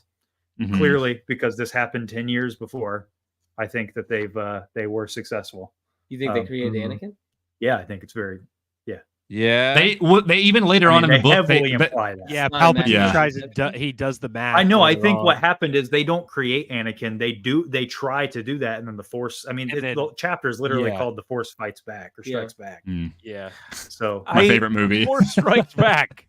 See, I had always kind of heard about that happening, but when it says that all of those creatures died from horrible sicknesses, in that moment I was like, well, what if they kind of sapped the life essence from those creatures and maybe other ones and created Anakin out of that, and instead of creating something out of nothing? Anakin is the product of a bunch of diseased creatures. The way I like to think about it is Plagueis and Palpatine were catalysts in a chemical reaction. Essentially, they didn't necessarily do it. They didn't know what they were doing, and they thought that they failed, but they caused chain reaction that they couldn't stop. And they wouldn't know the outcome for another 10 years. So that part was cool. But the main thing I wanted to mention, which this may be my favorite part of the book. It's so good. You know what I'm about to mention, Grayson? Oh yeah. So this is Plagueis. He says, he recalled a stellar eclipse he had witnessed on a long-forgotten world whose single moon was of perfect size and distance to blot out the light of a system's primary. The result hadn't been total darkness, but illumination of a different sort, single and diffuse, that had confused the birds and permitted the stars to be seen in what would have been broad daylight. Even totally blocked, the primary had shone from behind the satellite's disk, and when the moon moved on, there had been a moment of light almost too intense to bear. And this metaphor is such a... I just love it. I think it's it's so good. So unique. The metaphor of they're succeeding in getting the dark side to blot out the light. And now Plagueis is thinking, but when the Force strikes back, Yeah. it's going to strike back in a way that is so blinding that there is a chance that it's going to just completely uncover all of the darkness that we're building.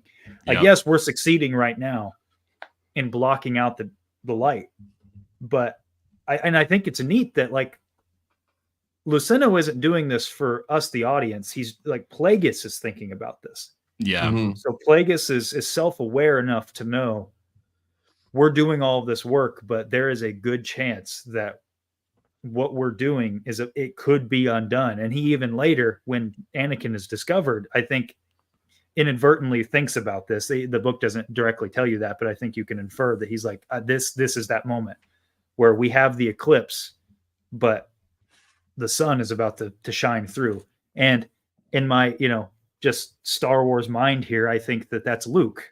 Luke is that.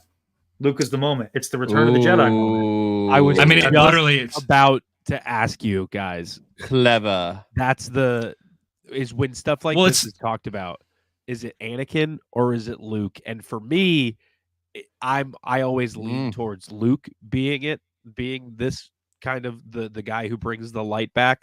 Obviously, Anakin, I think it's both. Yeah, I think it's both. I think it's. I mean, it's Luke's. The Force uses. Yeah, Luke's actions allow Anakin to come back to the light side, and both of them together, the light is so blinding that not even Palpatine can see it, right? Yeah. And that's, in my eyes, and I know we're getting sequel stuff here, but it's the same thing as that darkness comes back, Palpatine starts to mess with stuff, he's trying to, bring himself back. Rey and Ben, that, in my mind, that's the Force being one of like... the coolest parts. That's one of my favorite quotes from the sequels is, darkness rises in the light to meet it. I mean, it's... I like that concept a lot, but it's Luke. It's this constant. We love the Rise of Skywalker. No, it's funny how you guys are like, that happened to us on one episode as well, where we were like constantly mentioning Rise of Skywalker throughout the whole episode, and we were just like talking about things that we enjoyed about it. And we were like, is this just becoming a Rise of Skywalker episode? Because it just has so many. It's whatever. Every time I pull stuff from that movie, I'm like, it's fun. Okay. Well, it's just it has some of the coolest concepts, and it's still those concepts. It's why I'm always a diehard believer in that Ben should always have come back to the light side, because I hate the idea of him staying in the dark side and dying. I think that's such a weird whatever. But that's it. That lines up perfectly with the analogy. And when I read it for the first time, and I went, that was random. And then I was like, wait. I reread it again, and I went, oh wow, like that's even Plagueis is feeling that doubt there, feeling like it's a really good, I mean, even real life example, because like if you are to look at an eclipse, like, once it happens, it's like, oh wow, that's so cool, but then as soon as it starts to peak back again, the light is so concentrated it can make you blind. Like it literally will blind a person. And so I think there's a lot of things with that. It's like your eyes are dilated for the darkness at that point. You get used to it, you become complicit with it, and then, oh my goodness, there it is. It's blinding once again. And I think it's really cool to think about that it is Luke. Like to me, that moment when the moon finally goes away is Luke throwing away his lightsaber, and I think that's awesome. It's a really good thing. I would even argue it's both the twins. I think both Luke and Leia are, instrument. I mean, obviously what happens on the Death Star, but without Leia as well, the rebellion would not have become what it was. Yes, but I mean, when you're talking about like chosen ones in the Force and stuff like that, don't get me wrong, I am a big Leia fan, but it's Luke and Vader that is ultimately that moment. And I mean, Leia has a part Connor to play hates Leia. I love Leia. I love Leia. I will say, check out our top 10 episode. As a brief aside, she's in my top 10. I know I'm giving you a hard time. As just it does annoy me though, like this retroactive, like Yoda would have rather trained her. I'm like, would he though? Like, why? She was raised as a politician. That was her part to play, and she was very instrumental in that way. Luke was the Jedi side of it. I think the only reason why Yoda would have wanted to train Leia is because Luke reminds him too much of Anakin, and he doesn't want another Anakin. Yeah. Well, but what's funny though is like if you read some of the other supplemental materials, is like Luke is actually more like Padme, and Leia is more like Anakin. Yeah. It is a very interesting inverse. I think it's because like immediately though he thinks, oh, it's a son Anakin was like, the No, chosen I know. one. I He is, get it. yeah. I get it. I think Yoda in that moment was taking it way too much at face value. But it's. I know. It's like another one of gets those things that Will loves that I'm tearing down. It gets I will say, in Empire Strikes Back, when Luke leaves and there is another.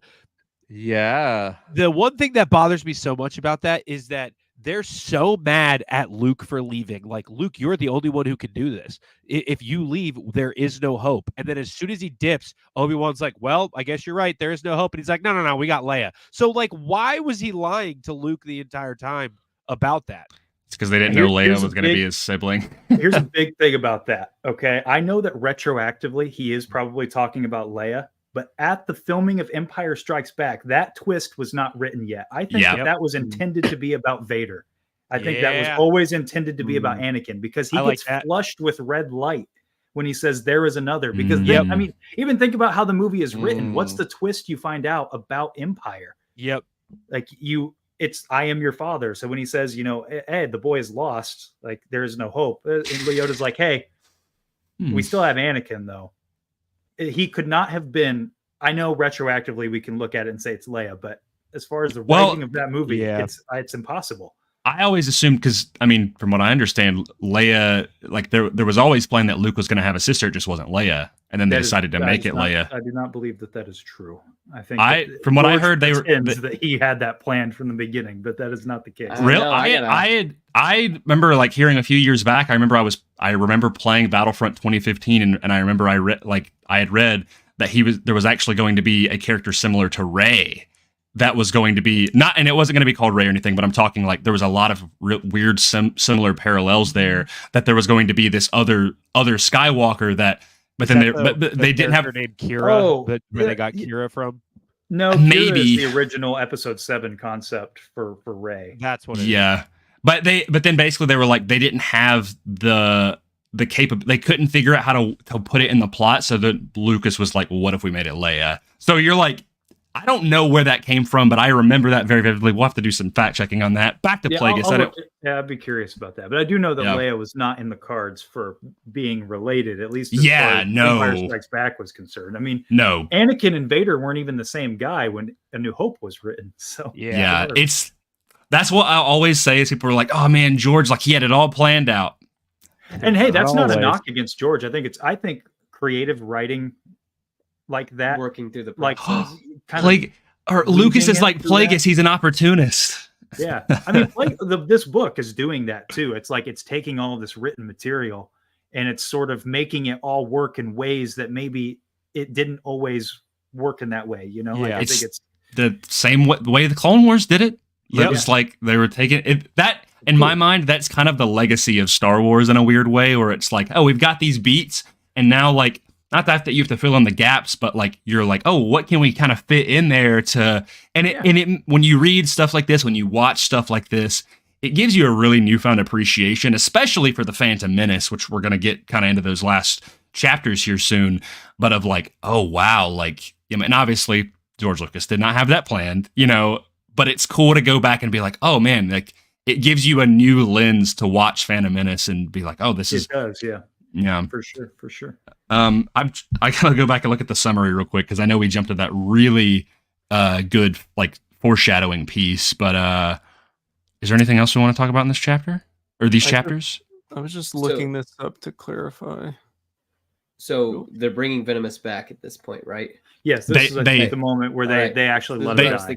Okay. They say that it was back, right? Yeah, they say that it has been. It is so 20 years has passed. This was 10 years ago that they had brought him back. So this is what I think Palpatine's doing to Anakin on the hill after Obi-Wan leaves him. Palpatine's keeping him alive. Like, that they all like he puts his hand on Anakin's forehead. I think he's keeping him alive long enough for the medical capsule. That it's like, because he's like, I can't create life. You know what I mean? I don't know that secret. Preserve it. I can at least do this. I can keep you on this plane of existence until technology can take you the rest of the way. That's just my. There you go. There's some Seth headcanon for you. Confirmed. I think that's what he's doing. I'm down. I think it's kind of similar to Plagueis as well, where like Anakin is using every last fiber in his being of the Force to keep himself alive. But I mean, even we saw with Plagueis, like he was going to fail unless Palpatine shows up. It's the same thing here, where Anakin was going to die if Palpatine didn't show up. Die. Yeah. I like that theory. Huh? That's Just cool. A thought. Just a thought. It was a good thought, Seth. Just the thoughts Thanks. with Seth Love from it. Beyond the Dune Sea. Great thought. Like to, What other thoughts are you thinking, Seth? Yeah, we can keep going. Take those No. thoughts. We keep moving. We can keep moving on through it. moving. Let's go. Yeah. Cool. Yeah, I'm gonna go. I guess I'll go ahead and get into the, and we can always come back if we need to. But What was this something you wanted to talk about? me? Yeah. Oh no. Okay. I mean, I want to talk about that one passage. We still got like 5-6 more chapters left or something, but I'm gonna cover the next couple. This one was a pretty cool one that I really liked. I've got a lot to talk about this one. Chapter 25. Jabba the Hutt visits Plagueis on Sojourn. Yeah. Jabba. Ezra Bridger, Jabba baby. the Hutt. This is wild. Yeah. A preconceived Ezra Bridger shows up to Sojourn. Oh my gosh. Jabba the Hutt, baby. And he tells him that he's basically planning on taking Tatooine fully from Gardula, even though it hasn't happened yet. And it gets. I really like the acknowledgement of the different Hutt clans because Jabba is Jabba Deselagic Tiur. He's from that's his thing, and then Gardula is from another one of the clans. But in exchange for Plagueis to stop funding for her, Jabba tells Plagueis that that basically gives information, which I want to get into this in a second because it's really cool. Jabba tells Plagueis that the cult assassins, the Bando Gora, are being led by a new human female, Komari Vosa, who was Dooku's former Padawan. The one Jango Fett has to kill, right? Jango Fett in the Bounty Hunter video game, baby. Yeah, dude. Yeah. When that happened, I read that and I went, from Jango Fett? Yeah. And that's the job that gets him the clones, right? Or gets him killing her is what gets him then is like, oh, you're going to be the And we get to the end of the book, I'll go ahead and say it, like Palpatine gives that information to Dooku and Dooku's like, all right. Oh, you could use that. Yeah. It's still, it gets interesting because I'm like, I would love for the Komari Vosa is very similar to Ventress in that game, where she literally is just human Ventress. Anyway, on Coruscant, Dooku reveals to Palpatine that he is considering leaving the Order. They're getting a rekindled kind of connection. And yo, Star Wars theory in the chat. What up there? Where's the blue guy? Hey, yo. Masameda? The most recent straw for Dooku was that the Jedi wrongly dispatched Jedi to a planet called Baltazar to fend off against the Bando Gora, and now they are all believed to be dead, but they're not sending anybody to go and rescue them. So Dooku's getting frustrated with the Jedi's narrow-minded and lazy ways, as we already talked about, and he agrees to leave the Order if another Jedi dies because of it. And I do think at this point, I'd have to go check here in just a second, but I do think he knows that Komari was part of those Jedi. But he doesn't know her fate yet. And I don't even think Palpatine knows who Komari Vosa is at this point. But anyway, Palpatine goes to meet with some familiar faces from the deleted scenes of Attack of the Clones, Rui and Jabal Naberi of the refugee relief movement on Coruscant. Padme's parents, guys. He presents. I knew that. I was. Uh-huh. No, it's for the audience. I'm not diminishing your fandom, guys. He presents and supports the idea of pushing their daughter, who is very young, like 13 or 14 at this point, to run against King Varuna and become the new queen of Naboo. Maybe, do we just want to, I mean, I can keep going, but do you want to just talk about this for a second, or? Literally the only thing I can think of is just when Rui like turns around, he's like Palpatine and like kind of like claps him on the shoulder. They're like friends. I remember like while I was reading that, I'm like, man, imagine like just being that guy that said, "Oh yeah, I gave Palpatine a hug once." Like I don't know, that just feels like really weird to say and to think. Like just imagine just feeling pierced by insane dark side energy. You just don't even know what just happened. Or Palpatine letting someone hug him and in his mind going, I hate this. Don't touch me. I hate you. I'm going to kill you. I hate you. It's also just insane to think about that Palpatine sets up a child to be queen just to further his own political. Yes, a 13-year-old. Like, yeah, freaking. Like, crazy. there's a lot of literally pulls all the strings. Yeah, It's- Puppet Master, man. It just I love seeing it, man. I love seeing him use Jordan. You love to see it. Okay, so the other thing I enjoyed about this chapter Thank you, Connor. was no, I thought that this is where we hear about the chosen one, right? Because prophecy for the first time. I'm trying to find. I must not have earmarked it. I'm gonna go to chapter 25. Do we? Let's say that's what we're on, right? Chapter 25. Chapter 25. Yes. See, I thought this is where he's talking to Dooku about it, and Dooku's. I think they. Yeah, he does. They do talk about they found him. They just are talking about the prophecy. Gotcha. Oh, because the Jedi, like, isn't Qui-Gon kind of like looking for it? Or no? He's not. They're not actively. Well, they're all kind of actively searching for it because Yeah. that's like their way to get out of the coming darkness because they all sense it. Yeah. I guess that's all there is to say about it, really. But I'm trying to find it real quick. Oh, they talk about a little bit about Qui-Gon, and he has become solitary and a secretive rogue. Here it is. I found it. If you unless you found it. No, go ahead. They await the coming of a prophesized redeemer who will bring balance to the Force and restore order. And Palpatine has a really interesting response. A redeemer. Palpatine stared at him in authentic surprise. So, like, he never considered, and he even says this, I never considered the Force needed to be balanced. Mm-hmm. It says the Order interprets the prophecy to mean that the dark tide needs to be stemmed. Yeah. But I think it's fascinating that they use the word redeemer. It's a very religious word. Yeah.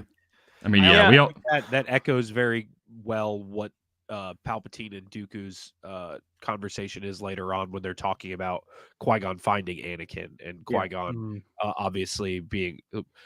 I think Dooku refer to him as like him being so encapsulated with he's almost blinded by the chosen one prophecy.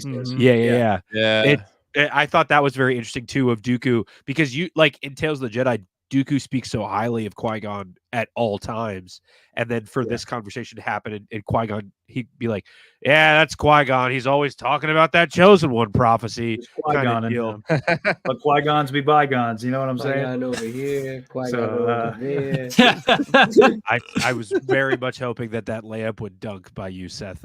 He's Qui-Goning all over the place. I think that this is also like a line that is the Jedi version of them being arrogant in the Force, the same way that Plagueis is. Like, listen to that language, like a redeemer who will bring balance to the Force and restore order. Like they're speaking about it just like the Jedi do in the prequels, that bringing balance to the Force is about destroying the Sith and bringing the Jedi order to fruition and bringing it back to prominence. Yeah. And it's a very arrogant way to look at it. It's not what happens. Balance is never about both sides. It's always just eradicating the other. Yeah, exactly. And they're both arrogant in that way. Where balance is a lot more than that, and the Force is more than that. And it's proven. Yeah, it's interesting because people to this day will still refer to Palpatine being defeated at the end of Return of the Jedi as bringing balance back to the Force. You know, and it's like, well, what does that like define bringing balance? Because we don't even really know yet. Like, well, I kind of subscribe to this. I think I brought it up last stream. Thor Skywalker is a YouTuber who has mentioned like balance is the Force and the dark side is sort of a perversion of it. And in perfect balance, the dark side isn't really a thing, but neither is an extreme version of the light either. Yeah. The light is more, when you talk about the light side, it's more of a reactionary of the dark side. And if the dark side is kind of eradicated in a way, I guess, this perversion of the Force. Yeah. Balance is just the Force, is his point. And I kind of agree with that. So defeating Sidious at the end of Return of the Jedi does create balance. And Luke even mentions this, that for a time there was balance after the defeat of Palpatine. And then once he started taking apprentices, then the balance was broken. Yeah. So interesting. I think I kind of agree with that once you start getting dogmatic in either way, then the balance is broken. Darkness rises, light to meet it. Yeah. Yeah. Or the light rises and the darkness meets it. Yeah. There has to because they're repercussions. Yeah. Because I think that how the light can become complacent is what you see with the Jedi and up to the prequel era and in this book. That's how the light side becomes bad. Yeah. Yeah. I wanted to talk about for a second when you were all like, he was so surprised at the term a redeemer. Yeah. It's just kind of like, what is a redeemer? It's something good. It's something pure. Sidious can't see that. He can't see that like Luke is that thing ultimately. So it's just more of that, true. But yeah, more of that terminology that it's like Luke can't, or Palpatine can't see that Luke's going to be able to turn Vader, and then that's how they're going to win. Yeah. So, yeah. I think it's interesting. But he's doing it through redeeming his father. Oh, that's a good point. Yes, that's that's all. That's just interesting. Interesting verbiage right there. Well, it's interesting there because when he's like a redeemer, you know, in his eyes, he probably doesn't see reason why the Jedi would want to look for a redeemer in the first place, because they probably already think that they're good. Yeah. You know? Yeah. So he's like, well, redeemer, huh? Did it say specifically which side? You know? Just kind of like thinking about it. Yeah. That's what I was about to say, is like redeemer implies that like something has been wrong and needs to be rectified. But so far, nothing in their eyes has been wronged. Of course, we know the future because we ain't in Star Wars. Just saying. I do think too the difference between, because a lot of times when you refer to the Jedi, or like we're talking about with Plagueis and Palpatine and all that stuff, referring to their blindness or their arrogance, I think a lot of it, especially like Seth, what you just brought up with Luke, it's like, I don't know if I would necessarily say blind. It's more just like the ability to not be aware of that. Like they just 100, like it's almost like Palpatine can't comprehend that something like that would happen. Yeah, exactly. Rather than a blindness, because I feel like blindness times. I'm just going off of like everything's going as I have foreseen. Yeah, 100%. That's all I mean is that he can't see that outcome. Yeah, no, 100%. Yeah.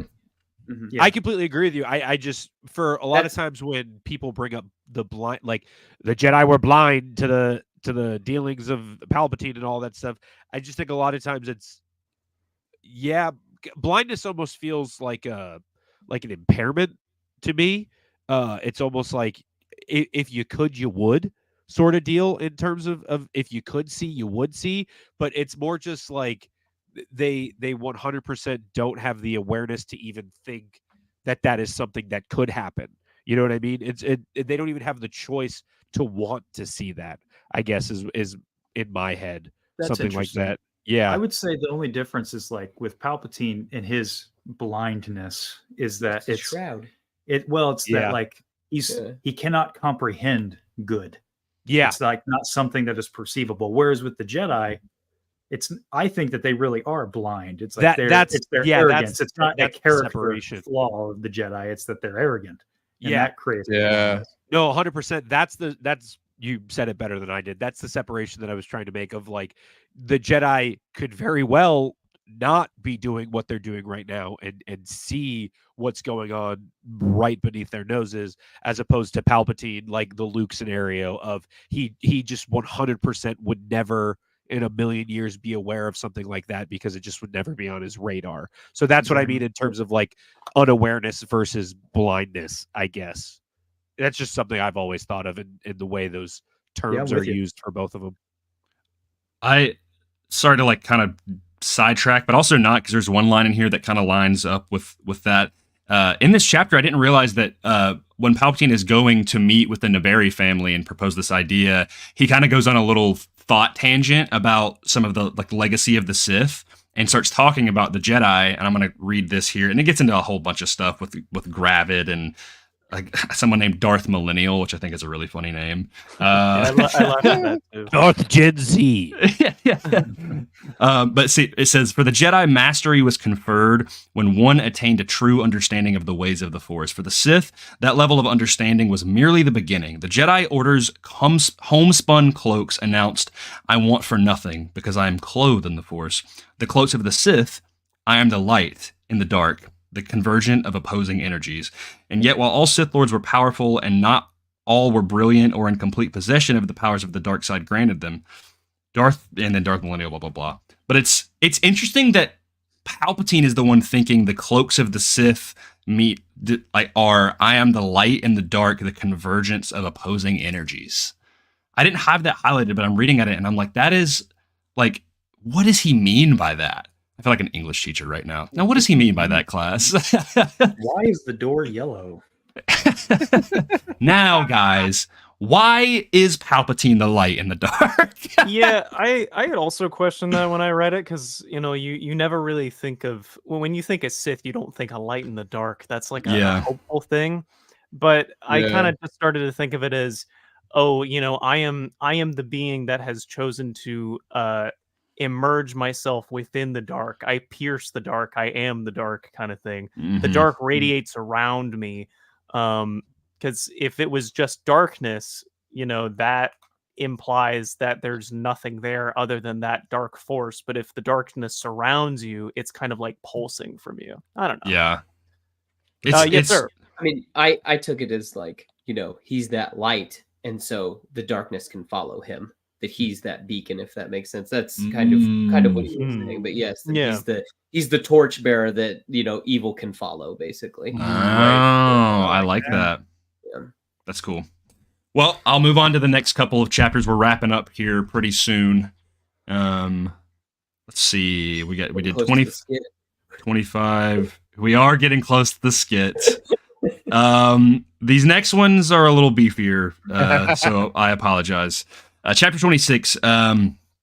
We get a little bit of a Maul perspective here as he waits and watches the Jedi Temple on the Lemerge building on Coruscant, which is the building where Palpatine almost got murked, but he didn't. He previously completed his mission on Dorvala by killing many in the businesses. Lamite Limited, Intergalactic Ore, Merge, blah, blah, blah. Gunray is promoted to the Directorate because of this. And some more stuff. But Maul is anxiously awaiting for his next mission. I had a lot written down here for just personal purposes, but they don't need to be said here. Palpatine on the way to Iriadu is requested by Varuna and stopped at Naboo. Varuna severely threatens Palpatine for collaborating with the Nabaris and attempting to get him out of office. Varuna plans to break off his connection with Plagueis and will use Black Sun, Gardula, and the Bando Gora instead. Palpatine is confident that Varuna will not have his way, and then he is in a way disappointed that they underestimated his ambitions because they were very pro Ars Varuna back in Part 1. Plagueis quickly abandons Sojourn, requesting the data to be deleted. He leaves, and the Sith infiltrator, the Scimitar, as enemy forces tied to Varuna obliterate the forest and castle with nuclear weapons. Plagueis escapes successfully, boarding Jabba's cruiser, who gave him a tip of the attack. And he requests communications with King Varuna before heading to Coruscant. That's the thing. He's got the thing. By the way, that is I gotta say that is one of my favorite Star Wars ships. I think it's so cool. I love it. Yep. What did I miss? What'd you guys all Look at it here? Oh, he's got. Oh my gosh, he's got it. Okay, I was like, the Scimitar. Your eyes. Quit being blind. Open your eyes. What are you showing me? Come on. Sorry, that's a Batman reference. So I got a fun thing. I have to mention here before. Yeah. So should we tell? Did we discuss the next book? We could answer that really quick. No, we did not. We're still talking Plagueis. Mr. So Zeus. This is at the end of this chapter, and he's talking to Jabba, and he said, and Jabba says, "I hope to persuade you one day to share the secret of your invisible ship, Magister Damask." And this is really cool because a couple times in this book, they reference Heir to the Empire. And this is a big reference. Yep. And so in Heir to the Empire, they go to Mount Tantus because Thrawn wants some secret technology within Mount Tantus. And the secret it's not cloning. Cloaking. Sorry. I thought you said cloning. Come on, man. He wants cloaking technology that was only something that the Sith and something that Palpatine had was a way to cloak his ship, that he needed a way to cloak the Chimera to launch an attack on the New Republic to the Empire. And so this is a pretty huge thing because there's a couple. They mentioned there's another one in a couple chapters that I was like, whoa. There's another Heir to the Empire reference later, but that was a pretty big one because I noticed at first when they were talking about the Scimitar earlier that they were talking about they were mentioning the cloaking thing, and I was like, didn't Heir to the Empire mention that this was a pretty rare piece of technology? But then I was like, well, maybe these books weren't linked up in that way. But then this makes it pretty clear that, yeah, I mean, there was an intentional link. Yeah. In that Maul comic book that I don't know, have they mentioned, they talked about that, right? They haven't mentioned it yet. Okay, yeah. Well, he flies out in that book with the technology, like they're testing it, and he flies out cloaked amongst everything. Oh yeah, because he goes right past the Jedi. Yeah. He goes right over the. It's good. Yeah, it's a good scene. But anyway, cool so I just stuff. wanted to mention that because I thought that was such a cool little link to Heir to the Empire. I mean, yeah, the other one is pretty big. We'll get into it. That chapter though, like, connects to 4 different things. The one that we'll get to later. But yeah, no, this chapter is really cool. I love kind of seeing Plagueis not be a hermit as much anymore. Like, we get the talks with Jabba, and then we get to see him kind of getting away from the planet and outplaying Varuna. And just also the visual of him looking back and seeing it get absolutely bombarded, and then the nuclear weapon going off on Sojourn. I'm like, we don't really see. The only thing I can really think of that would be a good visual would be in Rogue One when they get the single reactor ignition. Yeah. Well, they mentioned it's rare. You know, the nuclear weapons were very rare. Yeah. Well, I also thought that like that little passage in general was just really interesting for Plagueis' characterization, specifically. When he's looking at all that, it says, deeply moved, Plagueis realized that he hadn't experienced such powerful emotions since he had said goodbye to Megiddo so many decades earlier and placed himself in the care of Darth Tenebris. You don't really, like, you don't, as far as I can remember, you don't see any point in this book where it's talking about Palpatine going like, oh, Palpatine was moved by that. Palpatine, was feeling wistful about that. Whereas, like, there's like maybe twice, maybe a couple times where you can sense a little bit of emotion in there. To your point, Cole, there's a couple moments even we see that with Maul, where Maul has a little bit of compassion, but you don't see that from Palpatine. You're absolutely right. He's the devil. Yeah, he's the devil. He's the devil. Yes. Mr. Palpatine, he's the devil. Mm-hmm. Which it makes you wonder, like, is that a positive character trait of Palpatine as a Sith, or did that make him a worse Sith of being so evil that it did that blind him, or as we're talking about blind in quotes, or did that it seems I'm getting more for the impression from this book that that Palpatine, he is like a very good villain, but he might not be a good Sith. Like you get the idea that, like, I think we have this impression that the Sith are like, oh, they're just evil. They're completely evil. And it's like, no, like, from everything in the expanded universe, like, the Sith, yeah, they're pretty bad guys, but they're also, like, they think what they are doing is right. They are open up to sometimes compassion and love and things like that. I mean, Plagueis had, like, the gilded cage theory. Like, he wanted to put the entire galaxy behind golden bars, which that idea is that, like, he wanted to essentially enslave everybody to keep everybody safe, like the Templars from Assassin's Creed. It's exactly where that analogy comes from. Yep. Well, I think with this book has also given me kind of that sort of insight into Palpatine. So the way that I'm seeing it right now, I mean, in terms of like whether or not he's a good Sith, I can't really say 100%. But I think the grand plan needed Palpatine to succeed. I think the grand plan needed Plagueis to last. The longevity of it, like Palpatine alone, I think that is what made it not stick around. I think Plagueis was all about the longevity, whereas Palpatine was like, I just want it to succeed. I want it to be me. It had to be a partnership. So I think that's what messed it up. I would have loved to see if the plan would have succeeded had he not killed Plagueis. Like, that would be a very interesting what if, to be like, how would that have played out? And there's a whole lot of logistics what there. Changes? I mean, but really, what changes? Nothing. Yeah. I mean, the Clone War still happens. But I'm saying, like, in terms of, like Cole said, the longevity of the Empire. Like, I think you put Plagueis behind the mantle. Like, that there would be rebellions stepping up. Oh, I think there would be rebellions, but like the thing is would they recruit Anakin? You know, like would Plagueis is a lot more, like you said, he's a lot more Qui-Gon-ish in his Sith approach, where he's not. I wouldn't go so far as to say that there would be no difference. I think Palpatine has a substantial amount more hubris than Plagueis does. Yeah. Plagueis for sure has hubris, but it was Palpatine's overconfidence that literally just that was his downfall. Even from even at the end there. I mean, I don't want to jump too far ahead, even though we're basically there. Like a lot of the stuff that he says about Plagueis is just kind of from his own twisted point of view in like his monologue. And it's all just out of this hubris of Palpatine. Yeah. So in my head, Palpatine would have kept Plagueis alive in the same way Plagueis kept Venomous alive. Of like, having him around. I don't think there'd be on the tank and be like, "Hey, how do I do this, old guy?" Yeah, I don't think there's any world where Palpatine would have kept Plagueis alive. It's just an interesting thought. Yeah, I don't know. I guess my thought is just like if you're looking at the Force fighting back, and Anakin is ultimately in play, and all the cards are in play by the point where Palpatine kills Plagueis.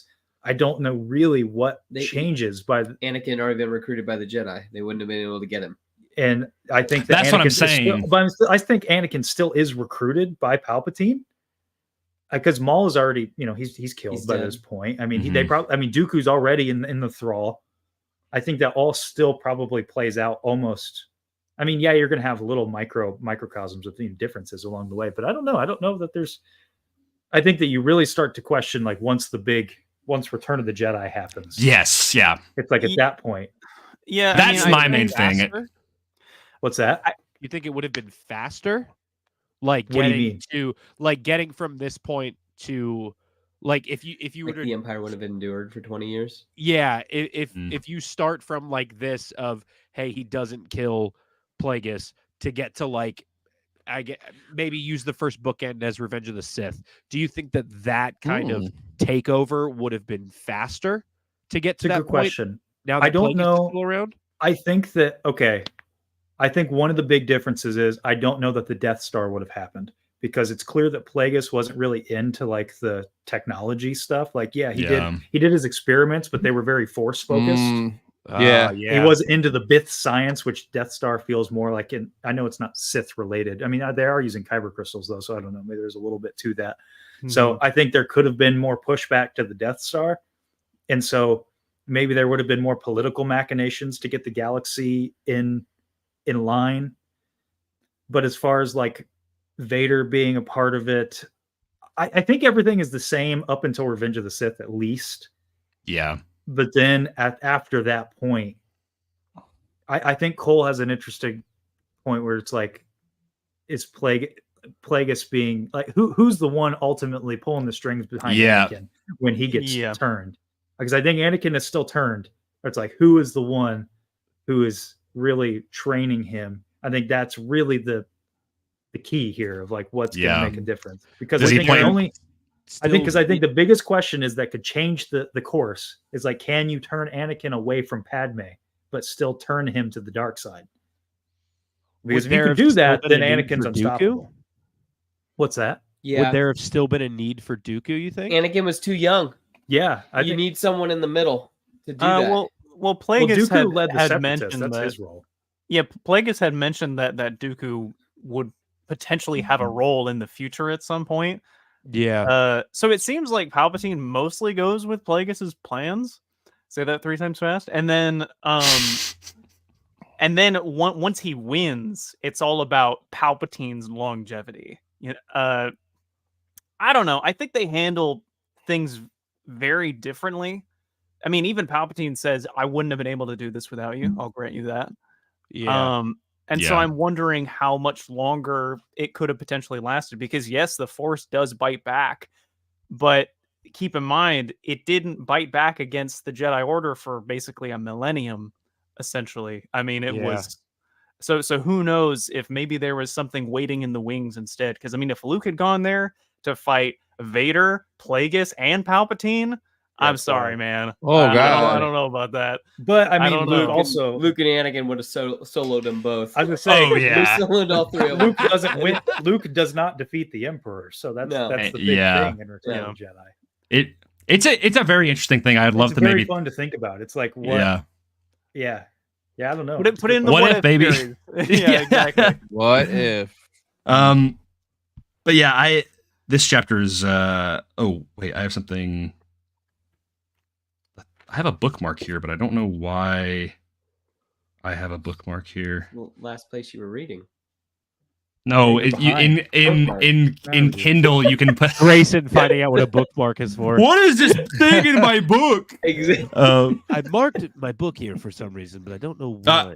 I just wanted to say I love when Palpatine gets summoned to Naboo to speak with Varuna. Yeah. And like Varuna is just so mad, but Palpatine, he knows, he's like, you're not gonna get your way, bro. Like it's just not gonna happen. Like he's not even worried about it. Self-satisfied with that. He's such a jerk. I love him. I love it. Man, I have so much highlighted. I'm not even gonna worry about it. All right, I'm gonna go ahead and do I think we should get to the end. Yeah. You want to just quickly do 27, 28, and then get to the end? Yeah. Because you can. Yeah, I can try to make it quick, but that's 5 chapters we got here, so we'll see. Let's do 27 through 29. How about that? But I mean, like, at the same time, I got you. I got you. We'll be able to cover a lot. It's just I have a lot written down. So okay, I was just gonna say that, like, at this point, we're in the Phantom Menace. Yep. Yes, we are. So, like, we've all seen that movie. Yep.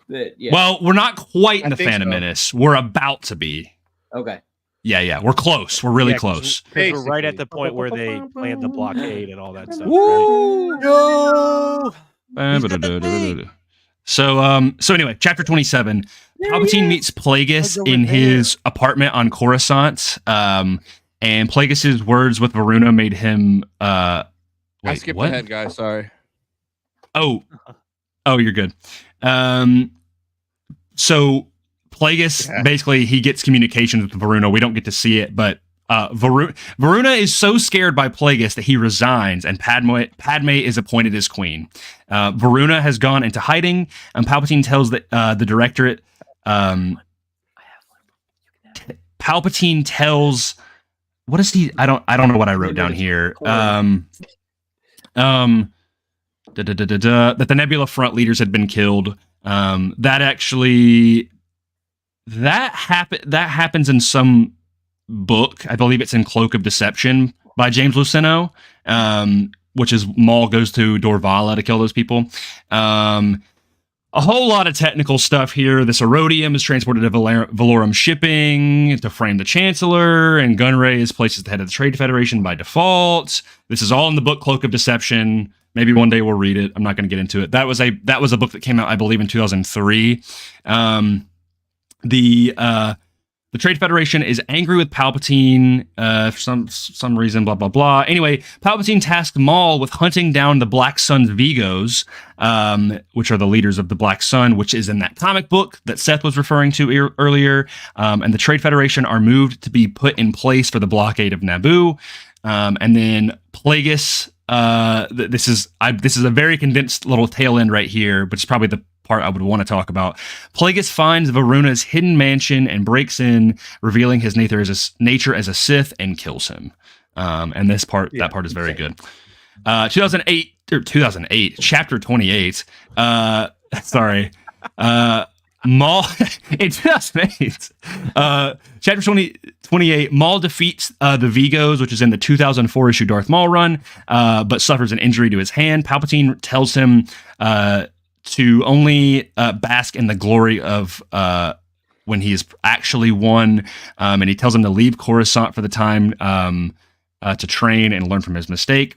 Palpatine and Plagueis meet in public, discussing the blockade and the army that will fight alongside the Jedi. Plagueis tells Palpatine to launch the blockade, but Palpatine reveals that Hathmon Char has gone missing, and Palpatine dispatches Maul to hunt him down. This is in the book Darth Maul Shadow Hunter, which I read earlier this year. Very good book. Yeah. There's a lot. This is the part where you're like, okay, there's all this other stuff, and you could tell they were trying to fill in the gaps. But on an orbital, we jump ahead on an orbital station. A political gathering is held. Palpatine awaits the holocron that Hathmon Char had about the blockade. Plagueis speaks to Sifo Dyas about creating a clone army in secret, and then Palpatine receives the holocron from Lorne Pavan, which Darth Maul Shadowhunter. That literally happens in Shadowhunter. Little side note, we'll talk. I'll let Connor do the honors in just a second. Valorum is going. Valorum is going through it as he discovers and tells Palpatine that someone is out to get him, which is Cloak of Deception stuff. And the Queen of Naboo contacts them about the blockade, pleading for help. We are now in the Phantom Menace. Invasion. I will say one of my criticisms of this book and is what you just mentioned about all these connecting tissues right here. It feels like in Ahsoka, in episode 7, when you have Carson Teva, who's like, "What about Mandalore?" And you're like, and it's like, "Hey, remember Mandalore in season 3?" Yeah, a little bit. Yeah. For a second, that's what this feels like. Where it's like, it feels got a book over here. Don't forget to read that. It feels a little bit, even I would say, more extreme than that too, because it's like these are major events that are happening. Yeah, I know. Yeah, it's just out there. By the way, read our other check book. out Darth Maul Shadowhunter. Yeah, exactly. Yeah, it's exactly like that. It's like in comics, how like when they're like, if you want to know what happens to the X-Men here, just go to the X-Men Uncanny X-Men. It's the exact same thing. It's a little. I don't know. It's a little heavy-handed in this. I think it's on one side, I appreciate that they're connecting it to these other stories where it's like, oh, these were stories that people spent time reading. Like, that's really cool. But on the other hand, it's like when that stuff on Dorvala and then the Black Sun Vigos and then Shadowhunter, like, to be honest, had I not read Shadowhunter earlier this year and then talked with Seth, about the comic book, I would have been like, wait, what is happening right now? Like, we're just jumping these spans of time. And then I was like, oh, well, I had to look up the Dorvala stuff and be like, is this a separate book too? And then it popped up. Oh, Cloak of Deception by James Luceno. Gotcha. Okay. Which is an assassination attempt that Qui-Gon and Obi-Wan stop on Chancellor Valorum. Darth Maul is involved. It's like, not that they ever meet Maul, but Maul's doing kind of his stuff. And then Shadowhunter is him thwarting this Nemoidian guy, basically, who's trying to blackmail the Trade Federation. Yeah. But a character is at this summit on this orbital station, Connor. There is Joruus C'baoth, not Jaruus C'baoth, but Joruus C'baoth. The original, which this is always so funny to me because if you don't understand that joke, in Heir to the Empire, this is the other reference, there is Joruus, which is Joruus, because for some reason, Timothy Zahn, when he was denoting clones, would put an extra vowel in their name. So you have Luke. And I get it. It's like when you're reading. It's always used, too. It's an easy way to read that. But you can't, like, say it, Yeah, so this like, is Joruus C'baoth. I think that this is cool to me. This is a cool little reference because it's just a quick little drop. Because that is the original Joruus C'baoth is not really that consequential of a Jedi. He's just, he goes on outbound flight, but that's about his only significant action as a Jedi, as far as I understand. I'm not a huge Legends guy, but that's as far as I know. It's his clone counterpart that is the big guy in Legends. That's neat. I do have another mention here, just a quick reference, Mount Umate that they mention when they're on that courtyard. That's in Mandalorian season 3. That's you remember when they're on the episode on Coruscant? Yes, I picked up. I picked up on that. I forgot. That was a really cool little reference that they had in there. I thought that was neat because I remember vaguely hearing about that when Mando season 3 dropped. People, I think, talking about this book. Yeah, I don't think this book was the first mention of it. I think it's technically in Revenge of the Sith in like a background shot or something. Just in the spirit of references, it just made me think about it. It was several chapters ago when Plagueis is watching a holo recording of Maul fighting. When Maul takes out like the dual-bladed lightsaber, Plagueis is like, "Oh, Exar Kun, he's doing what Exar." It just made me think that like he was like fanboying or something. I don't know. I just thought that was funny. I've always loved the idea that like double-bladed lightsabers were. I mean, we don't really see them a lot even now, but the idea that they're like a really kind of ancient Sith method, you know. And granted, the Old Republic is just like everybody's got a double-bladed lightsaber, but it's a cool thing of like, oh, Maul's the first person in a while to have a double-bladed lightsaber. I think it's pretty neat. Yeah. Speaking of Maul, this was a cool little thing right here. So this is when Palpatine is kind of chastising him a little bit and he says, when you face someone strong in the Force, you must remain focused, even when you're convinced that your opponent is incapacitated. Then is not the time to bask in the glory of your victory or draw out the moment. You must deliver a killing strike and be done with it. Reserve your self-praise for after the fact, or you will suffer more than a hand wound. And that's exactly what happens to him. It's exactly. He didn't learn that lesson. I mean, it happens twice to him. Yep. But I mean, it mentions later that he wanted nothing more than to kill a Jedi Master. So he kills Qui-Gon, and then he just sits there and toys with Obi-Wan. He's like slashing the thing, you know, cutting sparks, and he doesn't just. He could have easily just. Yep. All right. See ya. That's so ironic because that's exactly what happens to Palpatine. But that's what I was saying. Is it happens to Palpatine? Like, both times you're just like, nah, you're so stupid. You know. The arrogance always gets to him, but I think it's their overconfidence is their weakness. That's the way of the Sith. That's the thing the difference between the two moments, though. I know we keep talking about it, but I find it so fascinating. Is that like with Maul, it is just. It's not only arrogance, but it's just stupidity. Like he's just Maul beats him, or Obi-Wan beats Maul by cutting him in half, like by a show of strength when Maul could have just defeated him. Whereas Luke, Palpatine's not underestimating Luke's power because even if Luke wanted to, he couldn't defeat him with his own abilities, you know. Yeah. But he does get caught up in the moment in other ways. But I think that's a fascinating sort of. Yeah, that's always the arrogance. But anyway, so that was the kind of the moments that I gloating stuck out to me. You should just be done with it. Yeah. The one part too that I thought was interesting that you just brought up, Connor, too, was when later on, when Palpatine is like, "Oh, did you tell him that you were an apprentice and not a Sith Lord?" Like that kind of thing, and "Oh yeah, you got your hand hurt," and then he was pissed that he didn't tell him about it. But that when he's talking to Plagueis about it, of like. Him worried about him not divulging the information about what he was doing there, and Maul didn't tell him. Is he doing the same thing to me that I'm probably going to end up doing to Plagueis? Plagueis does say the same thing to Palpatine when Palpatine is when whatever happens of the guy from Ryloth is like, I vote Palpatine on Frita. Exactly.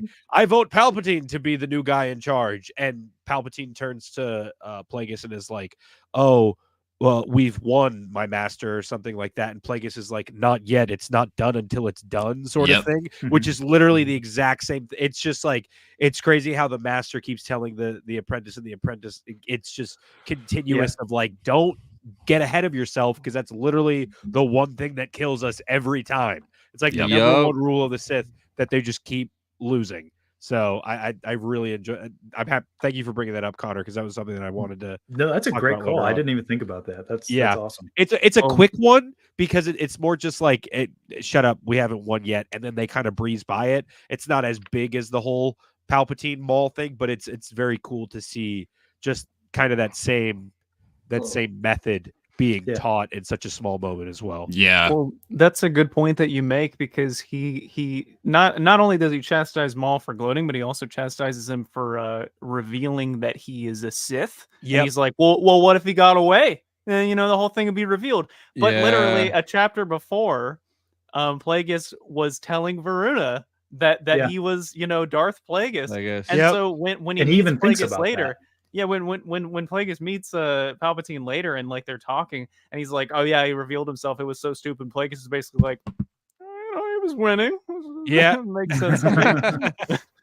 So, I have a couple things. Wait, hold on, Grayson. Seth, what were you gonna say? Because I saw you put your hand up. I was just gonna say that it's that Sith ambition, where it's just like, like it doesn't like any little baby step. All right, let's take 6 more. Yeah, where it's like and I feel like that's just all examples of that, where no matter what level you're at, like whether you're Sith assassin, Sith apprentice, or Sith master, you all fall into that. Basically, is that I think that's the dark side, is that ambition to just keep going and taking and going and climbing until eventually You are your own undoing, basically. I wonder if that's because patience is a Jedi trait. Probably. And so it doesn't come naturally to the Sith. Yeah. I love that. I wanted to talk about also one of my favorite sections in the book because I glanced over it very briefly in the summary. Plagueis going to Naboo to kill Ars Varuna. Really cool section. This weird second Assassin's Creed reference, but it felt very Assassin's Creed, very stealth mission in the rain, out in the middle of nowhere in Naboo. Like it was cool. Though I think he uses the Force on like a window to like make it like unsealed, so like it like pops out of the panel. Oh yeah. And then he like goes in, and it's like it's just so clean the way he does it, and then literally like at the foot of Varuna's bed. And Varuna is like freaking out, but he's already disabled the alarms and stuff. It's when you get to see Plagueis in action, it's really cool stuff. I really like it. He's a beast, and he's super mean to that guy. Yeah, that guy deserved it. No, he did. He's super mean. I want to talk about that really quick. Is like when it gets to that plot twist, and it gets to moments like this. I know that these guys are bad, but I cannot help but root for Plagueis. And maybe not Palpatine, but I can't help but root for Plagueis, Where I'm like, yeah, I don't hate you that much, They do make him in a weird way, like, sympathetic. Well, especially toward the end of the book, because you're like, he's been working really hard to these goals. And we've mentioned it several times now, but he's not evil. Well, like, he does bad stuff, but... It's almost as if he's an instrument of that side of the Force, like the Force is using him. Like Qui-Gon is an instrument. He often describes himself as that too. Yeah, that it's like that he's just a vehicle for like everything to get further. That's an interesting way to look at it. Like Plagueis is sort of allowing himself to be an instrument of the dark side, whereas Palpatine is wrestling the dark side into his grasp. It's very antithetical to the Sith what Plagueis is doing, but I'm not, and I need to clarify. I'm not saying like, oh yeah, I love what Plagueis is doing. He's doing awesome stuff. What a good guy. I'm just saying, like, well, no, it's the same way you like root for like a villain, Yeah. I mean, for one thing, it's simply perspective bias. You typically want to root for the person that you've been following all this time, even if it's not like I want them to do these bad things. It's just I've spent this entire dang book with Plagueis. Like it's kind of fulfilling to see the things that I want to do. Happen. I think once again, Cole has put into like one sentence what we just spent 2 minutes trying to explain. Not a problem, guys. I got you. To bring it back to Star Wars too, it's kind of that same thing of like while you're watching Revenge of the Sith, especially like the first time you were watching Revenge of the Sith, you were waiting for Anakin to become Vader the whole time. You're like, it's not necessarily like, oh, you're rooting for this guy to do bad stuff, but you're also just like, that guy's going to be Vader and it's going to happen. Or like the Joker movie where you're like, you're just waiting for this guy to become the Joker the entire time. It's you're waiting for Palpatine to become Palpatine. It's always that like waiting for the guy to become the guy, sort of deal, which I think is some of the there's a catharsis about it. Stuff. Yeah. I love this line that I highlighted, where Varuna is like I abdicated. Isn't that what you wanted? Isn't that enough? And it's just a simple line, but the way I just hear it in my head, Plagueis responds, "Your abdication would have been enough had you not tried first to have killed me." And like Varuna is just freaking out at this point. Like, you nuked my house, man. I can't just let that slide. He's like, you blew up my favorite place. Like they blew up the Wendy's down the street, man. I'd go after all of them, No, just kidding. But he also, Plagueis reveals himself as a Sith in this moment, which is kind of an interesting small parallel to like the mishap that Maul does, where Maul reveals it, but obviously he got ahead of himself. That's a really good point, Grace. What? I made that exact point like 10 minutes ago. About Plagueis revealing himself to Ars Varuna? Yeah. I was comparing them towards each other. Oh, I thought you were talking about... wow, Grace is just checking out of the conversation. Copycat. Okay. Sorry. Jeez. Well, you guys can do the recap. But you don't have it. Seth, go ahead, Seth. sir. But what about when like we were talking like an hour and a half ago about the Force stopping him from being able to be too ambitious and like revealing too much about the plan? I don't know. It's just kind of interesting that the Force is now allowing them to say these things. Well, I don't think that, I think that the Force that would have been detrimental, not to necessarily their plan. If any of these guys got away, it would have been detrimental to the plan, though. Yeah, but I mean, if you look at it as like if the Force is some omniscient deity, yeah. If Plagueis would have mentioned Camino and Jocasta heard that, we know from the prequels that upends everything. She wouldn't have remembered that. Yeah, brother, she kept the archives. Jedi Alzheimer's. But if so, in the same way, if the Force is omniscient, then it would not. These guys aren't. I'm just pulling it back to the conversation. It's interesting. Yeah. Sorry. Anyway, continue. It's honestly like almost 2 months ago when we did the first episode of this, when Plagueis is like falling under the rocks, and that was probably the Force too, right? Yeah, right. That was probably the will of the Force doing that to put him under the rocks, right? In chapter 1, that's probably the same thing. Prologue. The prologue, also, yeah. Aside, since you're talking about it in the chat, that thing is awesome, Tony. That sealed thing.